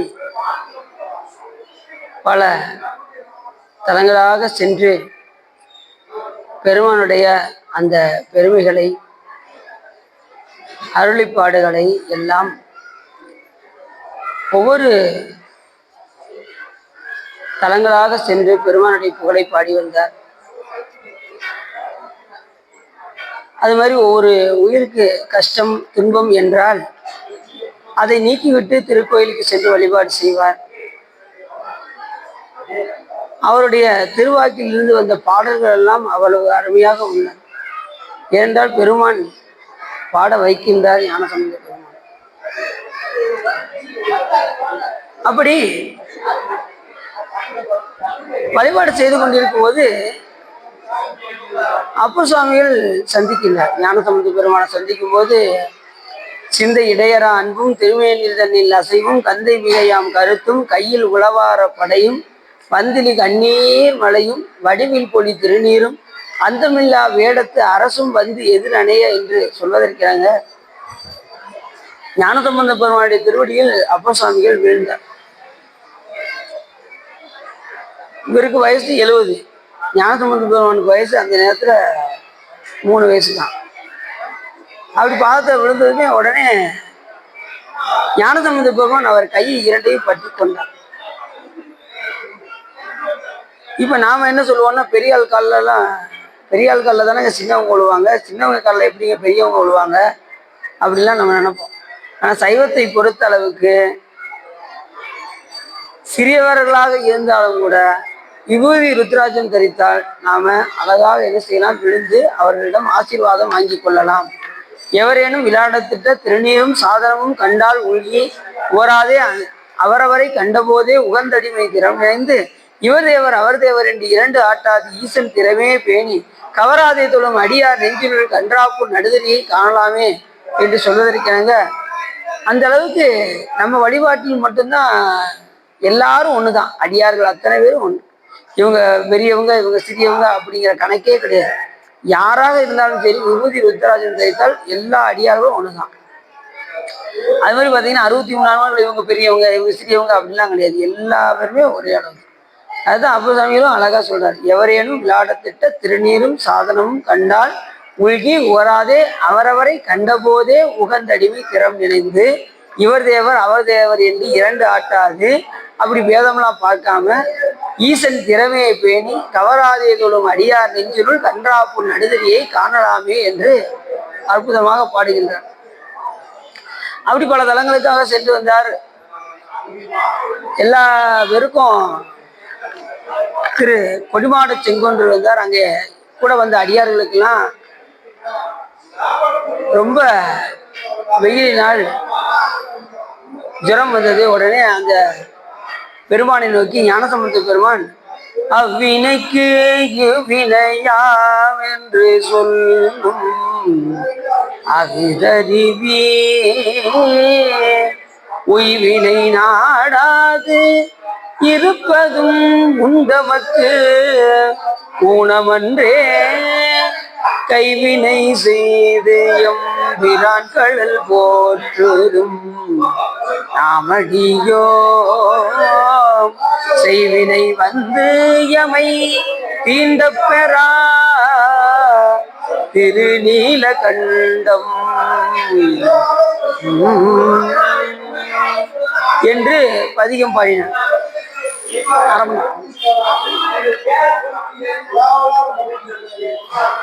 இந்த பதிகம் பாடுவது நோக்கம் அடியார்களுக்கெல்லாம் ஜுரமா இருக்கேன். அப்ப இதெல்லாம் எதனால வருது என்றால் வினையின் காரணமாக வருது. ஆனா பெருமானை வழிபாடு செய்தால் நமக்கு அந்த வினையிலிருந்து நீங்கி விடலாம். ஆகவே அவ்வினைக்கு வினையாம் என்று சொல்லும் அகுதறிவி உய்வினை நாடாதிருப்பது உண்டவக்கு ஊனமன்றே கைவினை செய்து பெருமானுக்கு கையினால் திருத்தொண்டு செய்தால் ஏற்கனவே செய்த வினை, இப்பொழுது செய்து கொண்டிருக்கின்ற வினை, இனிமேல் செய்ய போகின்ற வினை, அத்தனை வினையும் நீங்க வேண்டும் என்றால் சிவபெருமானுக்கு கையினால் திருத்தொண்டு செய்ய வேண்டும். கை திருத்தொண்டு செய்யும் கடப்பாட்டினால் இத்திரத்தவர் என்றியும் எண்ணிலார் என்று கூட சேக்கிழார் சுவாமி சொல்கின்றார். அப்ப திருக்கோயிலுக்குலாம் வந்தோம்னா என்ன செய்யணும்னா திருத்தொண்டு அதிகமாக செய்யணும். சும்மா ஏதோ வந்தோம் கோயிலுக்கு வந்தோம் போனோம் அப்படின்னு இல்லாம ஏதாவது வேஸ்ட் பேப்பர் இருந்தால் அதை எடுத்து குப்பை தொட்டில போடணும். முடிஞ்சா ஒற்றை அடிக்கலாம். வந்தா ஏதாவது வேஸ்டான செடிகள் இருந்தா அதை எடுத்து களைந்து விடலாம். மலர் கட்டி கொடுக்கலாம். மலர்களை பற்றி பாடாத அடியார்களே கிடையாது. காவினை இட்டும் குளம்பல தொட்டும் கனிமணத்தால் ஏவினையாலையில் மூண்டெரித்தி இரண்டு இருபொழுதும் பூவினை கொய்து மலரடி போற்றுதும் நாமடியோம் தீவினை வந்தவை தீண்ட பெறாதிரு நீலகண்டம் அப்படின்னு ஞானசம்பந்த பெருமான் பாடுறாரு. அப்ப பூவினை கொய்து மலரடி போற்றுதும் நாமடியோம் தீவினை வந்து எம்மை தீண்ட பெறா திருநீலகண்டம் என்று பதியத்துல பாடுறாரு. அப்ப ஏதாவது கையினால திருத்தொண்டு செஞ்சுக்கிட்டே இருக்கணும். மலர்களை பறித்து சுவாமிக்கு கொடுப்பது, மலரை கட்டி மாலையாக கொடுப்பது, பூமாலை புனைந்து ஏற்றுதல், புகழ்ந்துரைத்தல், புத்தெழில் கோமானின் திருக்கோயில் தூகேன் வெளுகேன் கூத்தாடேன் சாமாரே விரைகின்றேன் சதுராளா உன்னை சார்வானே என்று சொல்வதற்கெனங்க இங்க வந்தாச்சு. அப்படின்னா பெருமானுடைய அன்பை நாம் பெற வேண்டும் என்றால் ஆமாறு உன் திருவடிக்கு அகம் குலைவதற்கும் அன்பு உருகுவதற்கும் பூமாலை புனைந்தேத்தி புகழ்ந்து பாடி புத்தேலில் கோமானின் திருக்கோயில் தூகேன் விழுகேன் கூத்தாடே சாமாரே விரைகின்றேன் சதுராளா உன்னை சார்வானே என்று சொல்வதற்கெனங்க இங்க உழவார பணி நாம் செய்ய வேண்டும். ஏற்கனவே இந்த திருக்கோயில உழவார பணியெல்லாம் நடந்து கொண்டிருக்கின்றது. வாய்ப்புள்ள போதெல்லாம் கோயில ஏதாவது திருப்பணி செய்து கொண்டே இருக்க வேண்டும். கைத்திருத்தொண்டு செய்து கொண்டே இருக்க வேண்டும். அது ஒன்று என்ன ஆகும் அப்படின்னா நம்மளுடைய வினைகளை எல்லாம் காலி செய்து விடும். வினையை நீக்கிறதுக்கு இறைவனுக்கு ரொம்ப நேரம்லாம் ஆகாது. ஏன்னா அது ஜடம். நாம் செய்யக்கூடிய நல்வினையோ தீவனையோ அது ஜடம். அதை நீக்குவதற்கு பெருமானுக்கு ரொம்ப நேரம்லாம் ஆகாது. ஆனா எதுக்காக சாமி நமக்கு வினையை எடுத்து ஊட்டுறாரு அப்படின்னா நாம பக்குவம் அடைவதற்காக அந்த வினையை எடுத்து ஊட்டுகின்றார். அப்ப எதனால நமக்கு துன்பம் வருது? ஒரு நல்வினை செஞ்சிருப்போம், நல்லது வரும். தீவினை செய்தா தீவினை வரும். அப்ப இது ரெண்டும் இல்லாம இருக்கணும் அப்படின்னா நமக்கு நல்வினை வேண்டாம், திருவினை வேண்டாம். நாம எந்த ஒரு செயலை செய்தாலும் சிவபெருமான் திருவருள் என்று செய்தால் அதுக்கு நமக்கு வினை தோன்றாது. அப்ப இறைவனை மறந்து நம்ம செய்யறதுனாலதான் நமக்கு ஒரு நல்வினையோ தீவினையோ தோன்றுது. அப்ப எந்த ஒரு செயலை செய்யும் போதும் பெருமான் திருவருள் என்று செய்தால் அதுல வினை தோன்றாது. அந்த செயலை சிவபெருமானை ஏற்றுக்கொள்கின்றார். யாதே செய்யும் யாமல்லோம் நீயே எண்ணில் அதே செய்யும் அளவில் பெருமையான் சிவபெருமான். அப்பேற்பட்ட கருணாமூர்த்தி எந்த ஒரு செயலை செய்யும் போதும் அவனின் நினைவாகவே நாம் செய்து கொண்டால் நமக்கு துன்பம் வராது, அதில் வினை தோன்றாது என்று நமது ஞானிகள் சொல்கின்றார். அப்ப ஞானசம்பந்த பெருமான் பல பாட்டையும் அவர் சொல்றாரு. இந்த பாட்டிலையும் என்ன சொல்றாரு? கைத்திருத்தொண்டு செய்ய வேண்டும், கைவினை செய்து எம்பிரான் கடலடி போற்றுதும் நாமடியோ செய்வினை வந்து எம்மை தீண்டப்பரா திருநீலகண்டம். புண்ணியம் அப்படின்னாலே புண்ணியம் செய்வாருக்கு பூவுண்டு நீருண்டு அண்ணல் அது கண்டு அருள் புரியா நிற்கும் எண்ணிலி பாவிகள் என்கிற ஈசனை நன்னறியாமல் நழுவுகின்றாரே என்று திருமலதேவன் சொல்றாரு. அப்ப கையினால ஏதாவது தொண்டு செய்யணும்.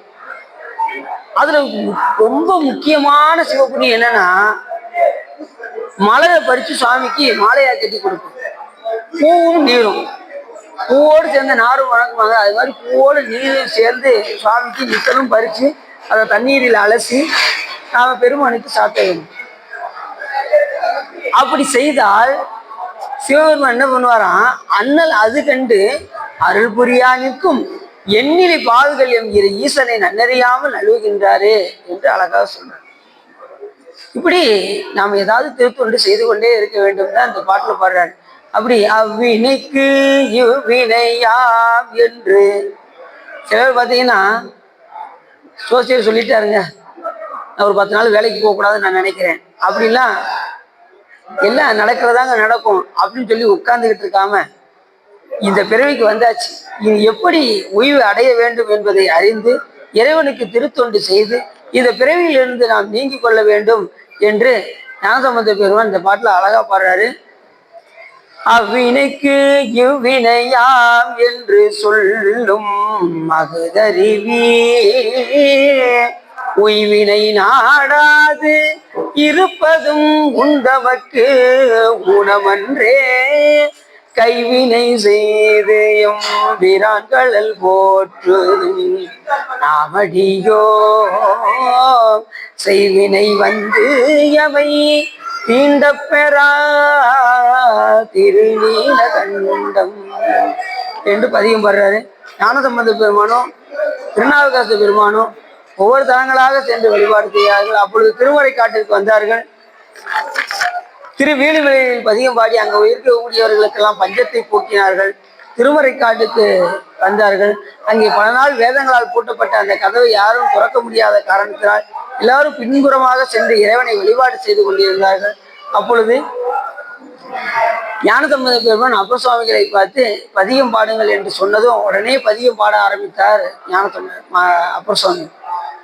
பன்னி நேர் மொழியாள் உமை பங்கரோ மண்ணினால் வலம் செய் மறைக்காடரோ கண்ணினால் உமை காண கதவினை திண்ணமாக திறந்தருள் செய்வினே அப்படின்னு பதிகம் பண்ணார்.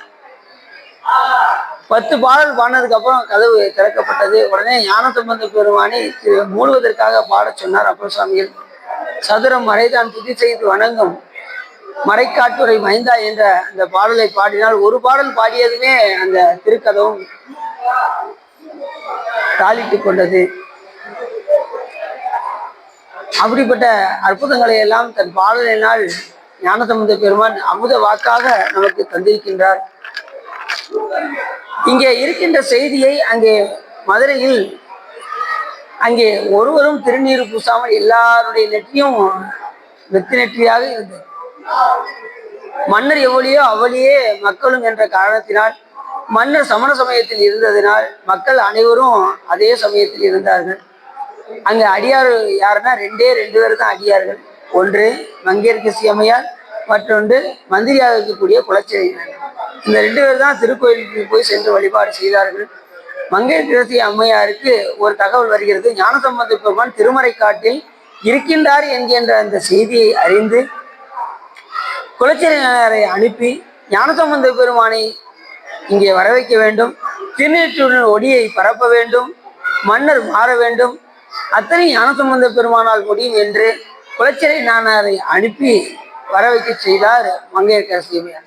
அப்படி படைகளோடு சென்றார் குலச்சிறை நாயனார். அப்படி செல்லும் போது ஞானசம்பந்த பெருமானை பார்த்து திருவடியில் விழுந்தவர் எந்திக்கவே இல்லையா. உடனே ஞானசம்பந்த பெருமான் திருவடியில விழுந்து சென்ற காலத்தின் பழுதில்லா திறமும் இனி எதிர்காலத்தின் சிறப்பும் இன்றெழுந்தருளப்பட்ட பேரினால் எற்றைக்கும் திருவருள் உடையோம் நன்றியில் அழுந்திய நாடும் நற்றமிழ் வேந்தனும் உய்ந்து வென்றுகொள் திரு நீற்றொழியில் மேன்மையும் படைத்தனம் என்பார் என்று திருவடியில் விழுந்தவர் எதிக்கவே இல்லை. அப்ப ஞானசம்பந்த பெருமான் அப்படி அவரை தொட்டு தூக்கி தன் கையில் வைத்திருந்த அந்த திருநீட்டை எடுத்து அவர் நெற்றியில் பூசினார். என்ன விஷயம் என்று கேட்டார்.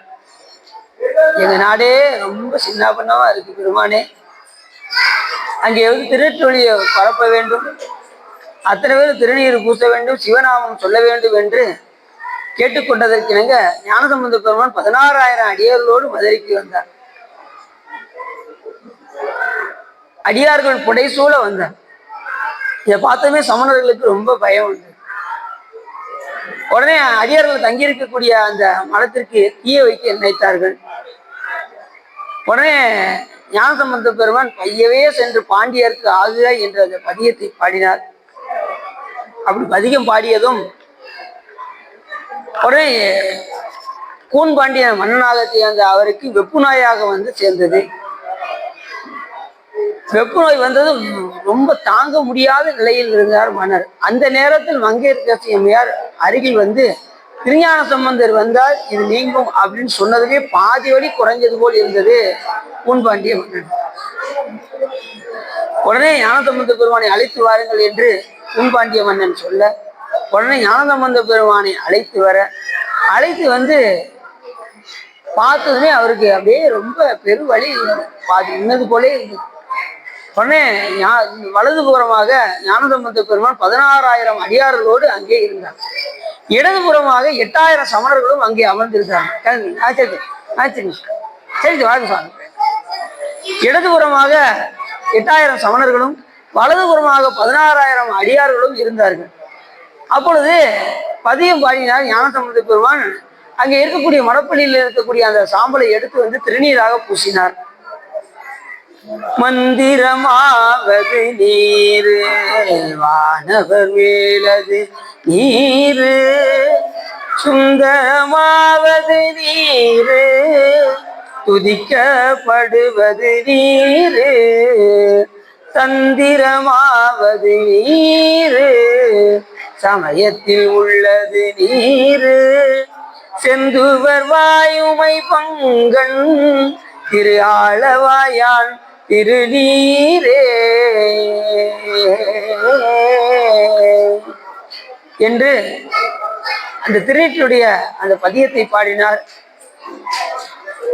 நினைப்பதை காப்பது திருநீரு அப்படின்னார். மந்திரம் ஆவது, மந்த் என்றால் நினைப்பது, திறம் என்றால் காப்பது, நினைப்பவரை காப்பது திருநீரு என்று மந்திரமாவது நீரு. வானவர் மேலது நீரு, வானவர்களே அறியக்கூடியது திருநீரு. சுந்தரமாவது உடலுக்கு அழகை தருவது திருநீரு. துதிக்கப்படுவது அர்ச்சிக்கப்படுவது திருநீரு. செந்துவர் வாயுமை பங்கன் திரு ஆளவாயான் திருநீரை சிவபெருமானே அணியக்கூடியது திருநீர் என்று அந்த பதியத்தை பாடத் தொடங்கினார். அந்த பதியம் முழுவதும் பார்த்தீங்கன்னா அவ்வளவு அருமையா இருக்கும். முக்தி தருவது நீர், முனிவர் அணிவது நீர், பக்தி தருவது நீர், பறவை இனியது நீர், சித்தி தருவது நீர், திரு ஆளவாயான் திருநீரு. பூசை இனியது நீரு, புண்ணியமாவது நீரு, பேச இனியது நீரு, பெருந்தவத்தோர்களுக்கெல்லாம் ஆசை கெடுப்பது நீரு, அந்தமதாவது நீரு. பேச இனியது நீரு, பெருந்தவத்தோர்களுக்கெல்லாம் ஆசை கெடுப்பது நீரு, அந்தமதாவது நீரு, தேசம் புகழ்வது நீரு, திரு ஆளவாயான் திருநீரே. காண இனியது நீரு, கவிதை தருவது நீரு, பேணி அணிபவர்களுக்கெல்லாம் பெருமை கொடுப்பது நீரு, மானம் நகைவது நீரு, மதியை தருவது நீரு, சேலம் தருவது நீரு, திரு ஆளவாயான் திருநீரே. எயிலது அட்டது நீரு, இருமைக்கும் உள்ளது நீரு, பயிலப்படுவது நீரு, பாக்கியம் ஆவது நீரு, துயிலை தடுப்பது நீரு, சுத்தமதாவது நீரு, அயிலை பொழிதொரு சூலத்து ஆளவாயான் திருநீரே. அறுத்தமதாவது நீரு, அவலம் அறுப்பது நீரு, வருத்தம் தணிப்பது நீரு, வானம் அழிப்பது நீரு, பயிலப்படுவது நீரு, பாக்கியமாவது நீரு, துயிலை தடுப்பது நீரு, சுத்தமதாவது நீரு, அயிலை பொழிதொரு சூலத்து ஆளவாயான் திருநீரே. ராவணன் மேலது நீரு, என்ன தகுவது நீரு, பராவணம் ஆவது நீரு, பாவம் அறுப்பது நீரு, தராவணம் ஆவது நீரு, தத்துவம் ஆவது நீரு, அராவணங்கும் திருமேனி ஆளவாயான் திருநீரே. மாலோடு அயனறியாத வண்ணமும் உள்ளது நீரு, வேலுரை தேவர்கள் தங்கள் மெய்யது வெண்பொடி நீரு, ஏல உடம்பிடத்திற்கும் இன்பம் தருவது நீரு, ஆழமது உண்டமிடற்ற ஆளவாயான் திருநீரே என்று இந்த பதிகம் முழுவதும் அப்படி பாடினார். கடைசி பண்ணாரு, ஆற்றல் அடல் விடையேறும் ஆளவாயான் திருநீற்றை போற்றி புகழிலாவும் ஓசுரன் ஞான சம்பந்தன் தேற்றி தன்னன் உடல் உற்ற பிணியாயின தீர சாற்றிய பாடல்கள் பார்த்தும் வல்லவர் நல்லவர் தாமே அப்படின்னு பதியம் பண்ண. பதியம் பாடுனதும் கூன்பாண்டிய மன்னருக்கு இந்த பாட்டுல முதல் 6 பாடல்ல திரு ஆலவாயான் திருநீரேன் படிப்பாரு. அடுத்த 6 பாடல்ல வெறும் ஆலவாயான் திருநீரேன் படிப்பார். முதல் 6 பாடல் பாடினாரு. இந்த பக்கம் உள்ள வழி முழுவதும் மொத்தம் இந்த பக்கம் போயிடுச்சு. இந்த சைடு இடதுபுறம் சமணர்கள் அமர்ந்திருக்காங்க, அந்த சைடு போயிடுச்சு. உடனே ஞானசம்பந்த பெருமானை அழைத்து இடதுபுறமாகவும் வந்து அந்த மீதி பதியத்தையும் பாடி மொத்த வழியும் நீங்கி அந்த கூணும் நிமிர்ந்து நின்ற ஸ்ரீ நெடுமானாக திகழ்ந்தார் கூன்பாண்டிய மன்னன். அப்படிப்பட்ட அருமையான பதிகம் எல்லாம் அமுத வாக்காக வந்தது ஞானசம்பந்த பெருமான். எல்லா பெருமானுடைய மிக பெரும் கருணையினால பதிகமாக பாடினார். ஒவ்வொருத்தங்க அடுத்து மயிலாப்பூருக்கு செல்லும் போது அங்கே திரு ஒற்றியூரை தங்கியிருந்தார். அங்கே சிவநேச செட்டியார் தன் மகளாக இருக்கக்கூடிய பூம்பாவையை ஞானசம்பந்த பெருமானுக்கு மனமுடித்து கொடுக்க வேண்டும் என்று விரும்பினார். அப்படி இருக்கின்ற சூழ்நிலையில மனமுடித்து கொடுக்கலாம் என்று சொல்லும்போது அவர் பாம்பு தீண்டியது, அவர் இறந்து கிடந்தார். அந்த பெண்ணை குடுவையில் வைத்திருந்தார். ஒரு குடுவையில் வைத்து அவனுடைய எலும்பை வைத்திருந்தார். உடனே ஒற்றியூரில் ஞானசம்பந்த பெருமான் தங்கியிருக்கின்றார் என்கின்ற அந்த செய்தியை அறிந்து இங்கே இருந்து ஒற்றியூர் வரையிலும், மயிலாப்பூர்லேருந்து ஒற்றியூர் வரையிலும் பந்தல் அமைத்தார். அத்தனை அடியார்களும் திரு அமுது கொடுத்தார். அப்படி செய்ததும் உடனே ஞானசம்பந்த பெருமான் என்னவென்று அந்த விஷயத்தை கேட்க, தன்னுடைய பெண் இறந்து பெற்ற அந்த செய்தியை சொல்ல, உடனே அந்த குருவை கொண்டு வார்கள் என்று சொல்ல, உடனே அதை வைத்து அந்த எலும்பை பெண்ணாக மாற்றுவதற்கு பதிகம் பாடினார் ஞானசம்பந்த பெருமான். மட்டிட்ட புன்னயம் காணல் மட மயிலை கட்டிட்டம் கொண்டான் கபாலீச்சரம் வந்தான் ஒட்டிட்டவன் ஒரு திற வல்கணத்தார்க்கு அட்டிட்டல் காணாதே போதியோ பூம்பாவாய். வழக்கை வடநல்லர் மாவயிலை வன்மருகில் துளக்கில் கபாலீச்சரத்தார் தொல்கார்த்திகை நாள் தளந்தேந்த இளமுலையார் தையலார் கொண்டாடும் விளக்கீடு காணாதே போதியோ பூம்பாவாய் என்று காணமர் சோலை கபாலீச்சரம் வந்தான் தேனமர் பூம்பாவை பாட்டாக சென்ற மீளான் ஞான சம்பந்தன் நலம் புகழ்ந்த பத்தும் வல்லார் வான சம்பந்தத்து அவரோடும் வாழ்வாரே.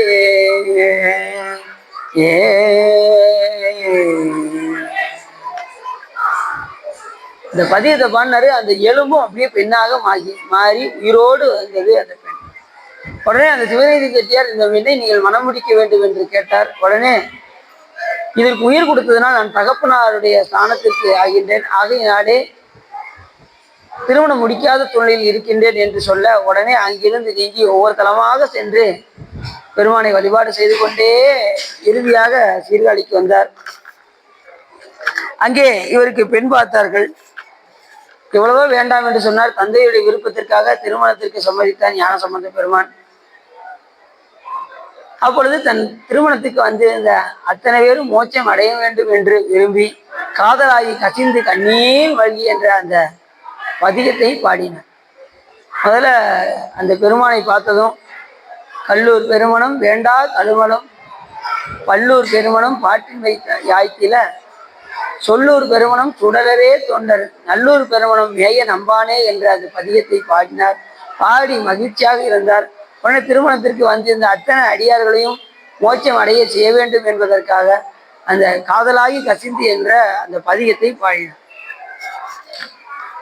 இப்ப குருவர் இல்லாம திருவருளை அடைய முடியாது. ஞானசம்பந்த பெருமானுடைய திருமணத்துக்கு வந்தவங்களாம் எப்படி மோட்சம் அடைய முடியும்? அவங்க குருவர்களை பெற முடியவில்லையே, எப்படி குருவர் இல்லாம திருவருளை அடைய முடியும் அப்படின்னு பார்த்தா, அங்க குருநாதர் என்ன உபதேசம் செய்வார்? பஞ்சாட்சர உபதேசம் செய்வார்.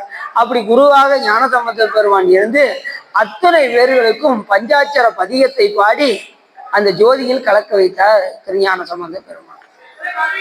அப்படி பாடின பாட்டு தான் காதலாகி கசிந்து கண்ணீர் வழி போது வாழவை நன்னெறி குய்ப்பது வேதம் நான்கினும் மெய்ப்பொருளாவது நாதன் நாமம் நமச்சிவாயவே.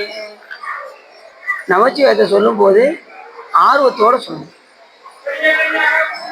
காதலாகி சொல்லணும், கசிந்து கண்ணீர் மல்க சொல்லணும். அப்படி சொன்னா நம்மளை நன்னெறிக்கு உயிப்பது எது என்று கேட்டால் இந்த நமச்சிவாயம். நல்ல நெறி என்பது சைவத்துல என்ன சொல்லப்படுகின்றது என்று சொன்னால் சரியை, கிரியை, யோகம், ஞானம் என்கின்ற அந்த படிநிலைகளே தான் நமக்கு நெறி என்று சொல்லப்படுகின்றது. அந்த நெறிக்கு எப்பொழுது கொண்டு செல்லும் என்றால் இறைவனை காதலாகி கசிந்து கண்ணீர் மல்கி ஓதுவாதமை நன்னெறிக்கு உயிப்பது வேத நான்கினும் மெய்ப்பொருள் ஆவது நாதன் நாமும் நமச்சிவாயவே என்று இந்த பதியத்தை பாடினார். அந்த நமச்சிவாயத்தை சொல்லும் போது எப்படி இருக்க வேண்டும் என்று சொன்னால், நம்புவார் அவர் நாவில் நவிற்றினால் வம்பு நாள் மலர் வார்வது ஒப்பது செம்பொனார் திலகம் உலகுக்கெல்லாம் நம்பர் நாமும் நமச்சிவாயவே என்று சொல்வதற்கிறங்க நம்பி சொல்ல வேண்டும். நம்புவார் அவர் நாவில் நவிற்றினார். நம்பி சொன்னால் அது எல்லா விதமான பலனையும் கொடுக்கும். அடுத்த பாடலுக்குனாரு அது எப்படி சொல்ல வேண்டும் என்று நெக்குள் ஆர்வம் மிக பெருகி நினைந்து அக்கு மாலை கொடு அங்கையில் எண்ணுவார் தக்க வானவராய் தகுவிப்பது நக்கன் நாமும் நமச்சிவாயவே என்று சொல்வதற்கெனங்க நம்பி சொல்லணும். ரெண்டாவது ஆர்வத்தோடு சொல்ல வேண்டும்.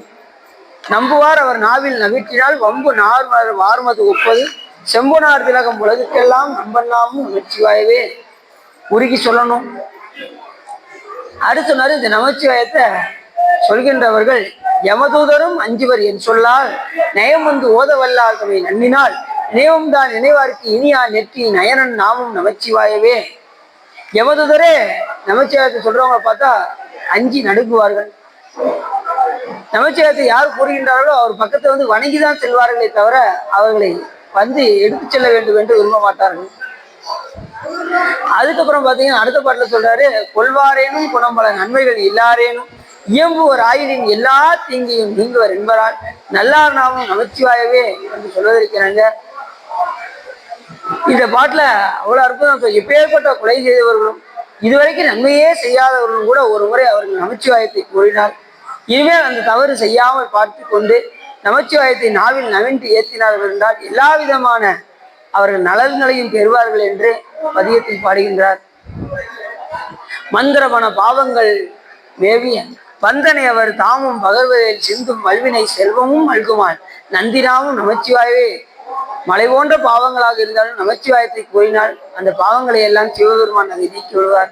பண்ணிய உலகில் பயின்ற பாவத்தை நன்னின் நின்று அறுப்பது நமச்சிவாயவே என்று சொல்வதற்கெனங்க அந்த அப்பேற்பட்ட கருணைமாக்கடல் நமச்சிவாயத்தை கூறினால் நம்முடைய பாவத்தை எல்லாம் நீக்கி விடுவார். அடுத்து சொல்றாரு, நரகம் ஏழ்புக நாடினர் ஆயினும் உரைசை வாயினர் ஆயுதின் உரைக்கிற விரவியே புகு வித்திடும் என்பதால் வரதன் நாமும் நமச்சிவாயவே என்று சொல்வதற்கு நாங்க எப்பேற்பட்ட நரகத்துக்கு நான் இதுவரைக்கும் நான் அந்த நன்மையே செஞ்சதில்லைங்க, என்னுடைய 7 பிறவிக்கு நான் இனிமே எனக்கு நரகம்தான் அப்படின்னு விளைவித்திருந்தவங்க கூட நாவில் நமச்சிவாயம் என்று கூறி நாவில் நவின்று ஏற்றினாள் அவர்கள் நரகத்திலிருந்து பெருமான் அவர்களை காப்பாற்றுவார். அடுத்த பாட்டு சொல்றாரு, இலங்கை மன்னன் எடுத்த அடுக்கல் மேல் தலங்கொள் கால்வீரல் சங்கரன் ஊண்டலும் மலங்கி வாய்மொழி செய்தவன் உய்வகை நலங்கொள் நாமும் நமச்சிவாயவே என்று சொல்வதற்கிறாங்க. இலங்கை மன்னன் ராவணனே ஓதக்கூடிய நாமம் எதுவென்று கேட்டால் இந்த நமச்சிவாய என்ற இந்த சொல்லை, இந்த மந்திரத்தை, இந்த நாமத்தை, அதே போல போதனும் கண்ணனும் அண்ணல் தன் பாதம் தான் முடி நேடிய பண்பராய் யாதும் காண்பரிதாகி அளந்தவர் ஓதும் நாமம் நமச்சிவாயவே என்று சொல்வதற்கிணங்க அந்த கண்ணனே எதைத்தான் ஓதிக்கொண்டிருக்கின்றார் என்றால் இந்த நமச்சிவாயத்தை தான் ஓதிக்கொண்டிருக்கின்றார் என்று ஞானசம்பந்த பெருமான் அழகாக சொல்கின்றார். கஞ்சி மண்டையர் கையில் ஒன் கையர்கள் வெஞ்சல் விண்டர்கள் இரவிலர் என்பதால் விஞ்சை அண்டர்கள் வேண்ட அமுது செய் நஞ்சின் கண்டன் நமச்சிவாயவே என்றும் நந்தி நாமும் நமச்சிவாய என்னும் தந்தையால் தமிழ் ஞான சம்பந்தன் சொல் சிந்தையால் மகிழ்ந்து ஏத்த வல்லார் எல்லாம் பஞ்சபாசம் அழிக்க வல்லார்களே என்று இந்த பதியத்தை பாடி அத்தனை பேரையும் அந்த ஜோதியில் கலக்க வைத்தார் ஞானசம்பந்தன். அவருடைய ஒவ்வொரு ஆண்டு 16 ஆண்டுகள் வாழ்ந்து அத்தனை பேரையும் சிவலோகத்தில் சேர்த்து தானும் இறுதியாக தன் மனைவியாக விளங்கக்கூடிய தோத்திர புரணாமிகையோடு அந்த சிவஜோதியில் கலந்தார் ஞானசம்பந்த பெருமாள். வாழ்நாளில் ஒவ்வொரு நாளையும் சிவப்பொழுதாக போக்கினார். அதே போல நாம் வாழ்கின்ற வாழ்க்கையில் சிவப்பொழுதாக போக்கினோம் என்றால் நம்முடைய வாழ்வு மலரும் என்று சொல்லி இதுகாரும் உள்ளம் நிறைந்து உவகை திறந்து ஞானசம்பந்த பெருமானுடைய அமுத வாக்கை கேட்டதினால் உங்களுடைய வல்வினை கரைந்து திருவருள் உரையும் என்று சொல்லி திருப்பூர் பாடி அடியின் உரையை நிறைவு செய்கிறேன். திருச்சிற்றம்பலம். பக்தியானுனை பழகாலும் பக்கியமாதிருகள் வாடி முத்தன மாறன பெருவாழ்வில் முக்திய தேவதற்கருள்வாயே உத்தமதானதர் குணநேயா உப்பிலமா மணிகிரிவாசா வித்தக ஞானத தினிபாதா வெற்றிவேலாயுத பெருமாளே வெற்றிவேல் ஆயுத பெருமாளே. கைலாயபுரம் விஞ்ஞான போத நெறி காட்டும் பெண்ணை பயில்வாய்மை கண்டான் தந்ததிக்கோர் விஞ்ஞான பானுவாகி குயிலாரும் பொழில் திருவாவூர் தெரிவாள் நமச்சிவாய் தேவன் சைலாதி மரபுடையோன் திருமரபு நீடூழி தனக்க மாதோ பவப்பெரும் கடலை கடந்திருதற்கு பரமன் வகுத்த அருளறியை கோப்புடன் உயிர்கள் கடைபிடித்து உய்ய உதவும் துரசை ஆதீனத்தில் நவப்பிரகாசம் தரணியில் இயங்கும் தன்னரில் செங்கோல் உச்சியம் சிவப்பிரகாச தேதியின் மலர்த்தால் சென்னியில் கொண்டு போற்றுமே வான்முகில் வளாது பெய்க மடிவளம் சுரக்க மன்னன் போன்முறை அரசு செய்க குறைவில்லாத உயிர்கள் வாழ் நான்முறை அரங்கழுவங்க நற்றவம் வேள்வி மல்க மேன்மைகள் சைவ நீதி விளங்குக உலகமெல்லாம் பையம் நீடுக மாமலை மண்ணுக விரும்பிய அன்பர் விளங்குக சைவ நன்னெறிதான் தலை தோங்குக தேவன் திருநீர் திறக்குவே. திருச்சிற்றம்பலம். பார்வதி பதையே அரகர மகாதேவா. என்னாருடைய துணையை போற்றி எந்நாட்டவர்க்கும் இறைவா போற்றி. வெற்றிவேல் முருகனுக்கு அரோகரா. திருச்சிற்றம்பலம், தில்லையம்பலம், பொன்னம்பலம், அருணாச்சலம், ஏகாம்பரம், ஐயாரா, அரூரா, தியாகேசா. திருச்சிற்றம்பலம்.